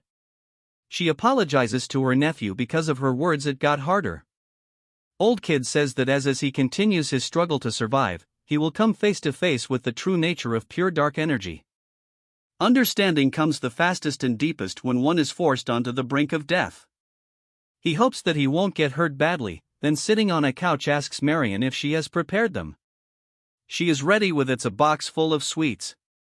He gobbles them up, telling her that he cannot understand why he craves sweets every time he uses dark energy. This crazy guy turns off the lights and says that it is truly best to watch videos in the dark. So he is excited to watch the results of his grandson. Our Chad is facing a twin-headed bear and a rock lizard. Just one hit will end him. The lizard spits something and our Chad dodges it. This poison spit melted the tree in a second. But still, in the end, it's just a training assignment. Chris calls the clan head, asking him if he is listening. He says that there is no way the clan head would give him an assignment without an answer. Since there is no answer, Chris says that for an answer, he has to defeat a monster that is incredibly stronger than him. His auntie thinks to herself that he just wants to see him get pummeled and thrown about. Chris confidently says that it will be a piece of cake, as he gets ready to one-shot them. Welcome back, guys. This short part starts with the bear attacking our Chad. As the strike was about to land, Chris thinks that the speed and power of the attack is too strong. As he dodges the attack, he thinks to himself that there must be a pay to defeat them. From the orb they are observing our Chad, cosplaying Old Man says that he surely has talent as he elaborates that Chris's movement is different from the others. But Marion says that no matter what, he is still a child. But they observe that our Chad has already finished the bear, which shocks them completely. Moving to our Chad, he contacts him asking Chris how he managed to slay it so easily. He explains that this guy has high physical strength and defense, but agility and magic resistance are reduced. Thanks to this, he exploited this gap, and at the right moment he injected dark energy right into its heart. Marion is shocked because the technique he used, but before she could finish, the redhead summons himself and says that he used dark death. Then he tells the kid that it's one of the technique he liked the most. Moving to Chris after he is done with the bear, that when our Chad realizes that he didn't deal with the lizard. But it doesn't give him any time to rest and attacks Chris, but he easily dodges the attack. But since it has 2 heads, the other one spits poison which he barely dodges. This lizard has 3 hearts, until he destroys all 3 of them at the same time. It will continue to regenerate, so he has to try a different approach. Using the dark energy as rope, he entangles the lizard with it, completely binding its movement. As he uses extreme force, the entire monster gets destroyed as all 3 cores get shattered under the force. Crazy Redhead says that what our Chad used was an applied version of dark destruction. Cosplaying Old Man says that he cannot see properly, so he should move aside. As he continues to get crazy, he asks Marion if she is the one who taught him this, but she instantly denies, telling him that she has no idea. He says that it's not something one can learn, but Redhead says that then there will be no need to learn dark magic. As for the clan leader, he remains quiet. Since our Chad is done dealing with them, he gets transported back to reality. And with a fox-like smile, he says that he had to think a lot, but it was a great lesson, giving credits to the leader. To add oil to the fire, as Marion and Redhead remains quiet, he says that thanks to the Lord he was able to learn how to apply dark magic on his own. He says that arrogance is a no, but he will begin the full-scale training of dark magic. He tells the turds to get out as they follow his orders. As they leave, Marion is concerned because this kid might be too hard on our Chad. He tells Chris that before the first magic transfer, he gives a question about what he thinks about dark magic. Chris tells him directly if it is to dominate the opponent with perfect dark energy. Hearing this, he asks him what perfect darkness does he mean. But Chris is nervous as he doesn't have an answer for this. He tells Chris to take a good look as he unlocks some kind of lock. The next second, the entire place starts shaking. He says that this is the beginning of all darkness as the entire place gets surrounded with dark energy. If he walks down the deep stairs, the 12 abyss awaits him and he should go and devour the Lord shrouded in darkness. In front of his hand a lot of energy accumulates, and a dagger made of pure energy forms.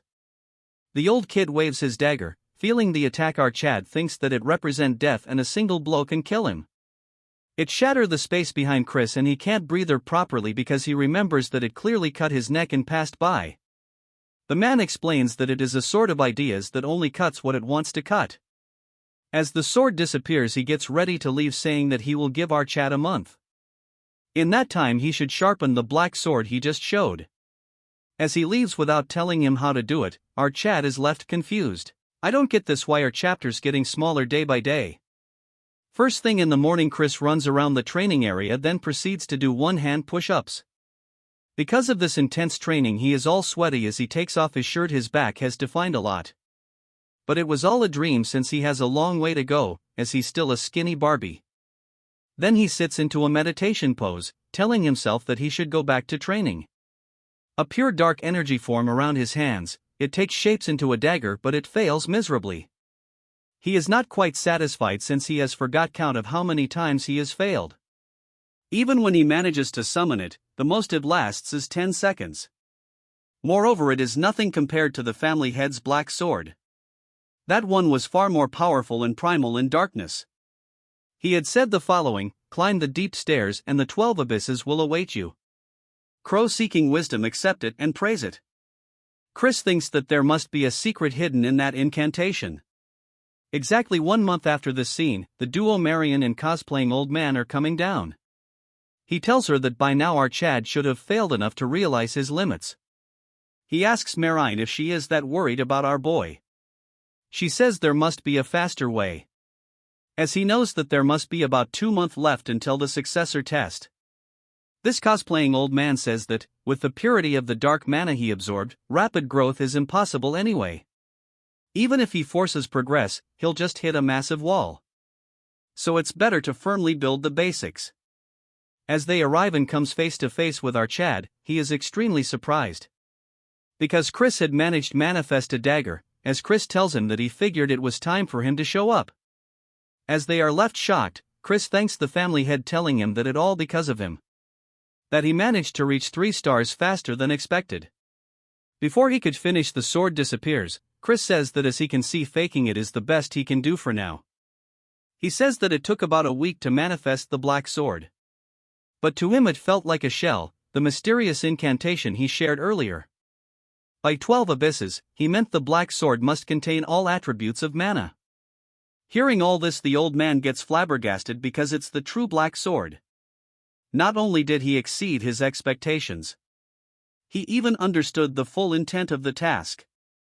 According to the clan leader, it usually takes a year just to manifest a basic black sword. And a lifetime isn't enough to comprehend 12 mana types and awaken the true black sword. Yet our Chad did all this in under a month. He really might be the lone hope found at the end of the cursed demonic path. This emotionless turd smiles, telling our Chad to be prepared as starting tomorrow. The teachings he will give him will not be easy. Instead of worrying, our Chad is just as confident as he says it's fine and trusts the family head. Since he is done with the first hurdle, he makes a cheeky face, thinking of raising a toast. He goes to the winery acting all crazy, jumping around left and right. He thinks he deserves a lucky break and he is drinking expensive liquor that he couldn't even dream of seeing before. He thinks it's better to drink this before Marie comes and take it away. Some calls for our Chad, turning around, it's a pretty face telling our Chad that he is drinking in broad daylight like always. Our Chad wonders who this 3-star demon is. Judging by her eye color, she is not someone from the dark family. With a straight face he asks her if she knows him. Hearing this, she gets and her attendant gets shocked. She asks him what he means by this, then proceeds to get extremely angry, so much so that she slaps him with mana. Because of this, our Chad falls to the ground, and the attendant tells her to let go, since there is no need to get associated with trash like our boy. As she turns around, the old man from the exam is here taking the wine bottle. Chris is very angry, saying that she is rude all of a sudden, asking him who she is, and he says that she is Princess Marissa of the Venom clan. Hearing this, he turns into a fool because she might really be his fiancée, to be precise his former fiancée. Chris is in a tough spot after this because he might have caused a problem.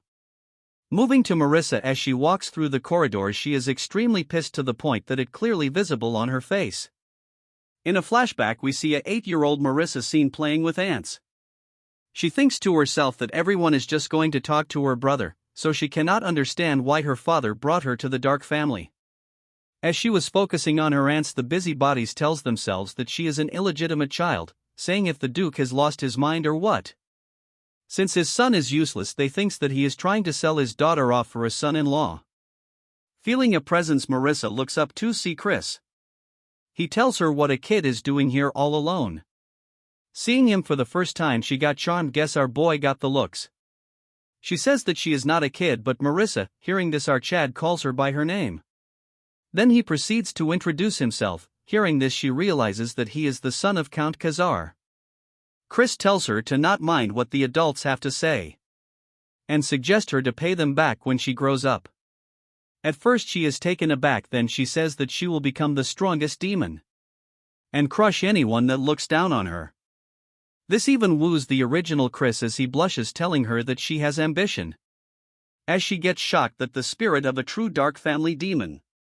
He gets up, saying that since she is going to be the strongest, he better stay on her good side.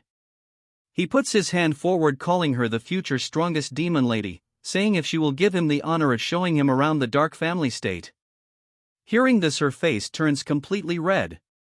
Moving to the present, she is trying to forget all this, saying that all this in the past. Even if the engagement was arranged for the sake of peace between the two families. The future she once dreamed of that kept her awake at night. That version of her is gone now, as rumors of his bad behavior has reached her ears, as tears overflow her eyes. Then a second later she reaches the patriarch's office as he welcomes her. She greets him and he says what is her purpose for coming here. She says that he should be aware that a relic has appeared in the neutral zone between two families. This ugly turd asks her what the Venom clan plans to do about it, since the last time they took the relic. So he asks him if he is planning to concede this time, but she says that won't do. Asking the leader if he would do the same if he were in the same position. With some grace he says that what she is looking for is a fair competition. She says that each family will send a team and whoever finds it first keeps it. But the team should be limited to 10 demons each, 3-star or lower, to prevent direct conflict between their families. She is smart as she says that if they were to suffer heavy losses, only the enemy will benefit. Especially with the current instability in the Four Kings domain. This tapping master taps his table and tells her that he accepts their terms. She is actually smart, so she doubts why he is agreeing to this so easily. He adds a condition that if the Venom clan break the agreement, then they will claim not only this relic but the one they took last time as well. She wants him to elaborate what he means, and he says things like using underhanded tricks or sabotaging their team. Since traps and ambushes are her speciality, with a serious look she tells him that it won't happen and accepts their additional condition. The turd then asks if she is personally going to lead the Venom clan's exploration team. Hearing this, she says that is the plan, as he says that he is looking forward to see the might of the famed 10,000 Venom. She greets him, saying that they will await the Dark Family's team on the day of the expedition. As she leaves, this turd remains quiet for a few seconds and then gets up, staring intensely at the chessboard. She takes the Black King and knocks down the White Queen. As the king stands tall, this malnourished turd says that for Marissa. A beautiful stage filled with screams set. 2 months have passed and the seasons have changed. And while Chris poured himself into training, many others also began to change their paths. Some grew conflicted over a love that had passed, while those who lost in competition were left behind. Meanwhile, the jealous sharpened their blades, and others began to act for the future to come. While a mysterious figure hides herself, others began to act for the future to come. Chris comes faces to face with the useless leader as he tells him to prove his worth. Taking opportunity of this, he summons his dark blade. Seeing this, his older brother's face has turned black. Seeing their expression, Chris thinks that his expression is priceless. Cosplaying old man told him to not show the actual black sword, or he might assign an even harder task for him. Telling him to act all high and mighty just because he is a genius. In the present, he is smirking, telling himself that he held back today like he was advised. but he is looking forward to see their shocked faces later on. The turd says that he will admit out Chad's achievements and assign him the second test. They will soon be dispatching demons to search for a relic that appeared in the neutral zone. Since the Venom clan is also participating, if he were to achieve merit there, he will acknowledge him as heir. Chris is surprised because it sounds a little too easy, so he asks him if he is doing this alone. He says that he will be joining the unit led by the second Princess Jupian. As this turd says that this mission was Roin's mission. As he is arrogant, he says that it is an opportunity beyond his standing, so he will treat it as an honor. Chris with a serious look says he will follow his orders. As he leaves, his turd brother asks his father that he is worried our Chad will earn more merit again. But he gets stopped as this turd tells him not be anxious since everything is going according to plan, telling him to be ready when the moment comes. As Chris comes out, he thinks to himself that he had expected to be sent to a life-threatening mission.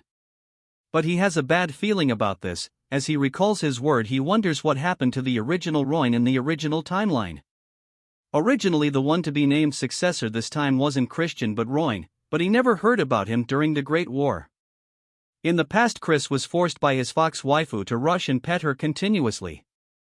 If he stops, he won't be telling her something, so he is forced to follow her wishes. She says that it was about the demon amulet incident, a relic conflict between the Dark family and the Venom family. It was an incident not widely known to the outside world. Even though the Dark family's squad was wiped out during the relic expedition, the Venom clan has suffered losses too, yet for some reason both sides kept it quiet. What matters is that this incident became the seed of disaster. She tells Chris that Nordian dies by the hand of his Somarquis Rangham.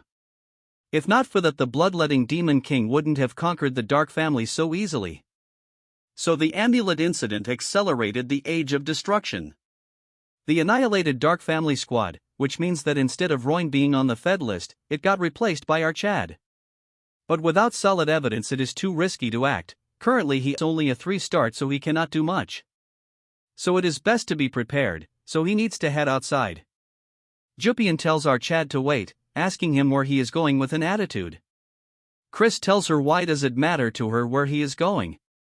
She says that she heard that he is joining the exploration team this time too. She doesn't like it, but he will be covering Roin's place. Hearing this, our Chad says that he won't have to do anything right away, insulting him more, saying that he is an idiot who wouldn't have done anything right away. Hearing insults about her brother, she throws her dagger at blazing speed. Chris clearly sees the movement of the dagger. With grace, he dodges the attack without even blinking. Seeing the graceful movement, she gets shocked. Chris says that was enough of a greeting. He says that since they cannot stand each other, so they should keep away from each other's sight. Without giving her a chance to speak, he says that he has matters to attend. As she takes back her blade, she is pissed because he managed to follow the movement with his eyes, yet he didn't dodge. He knew that she knew it on purpose, as she thinks that he might be more dangerous than she has thought. This concludes this chapter. Make sure to like and subscribe for another part.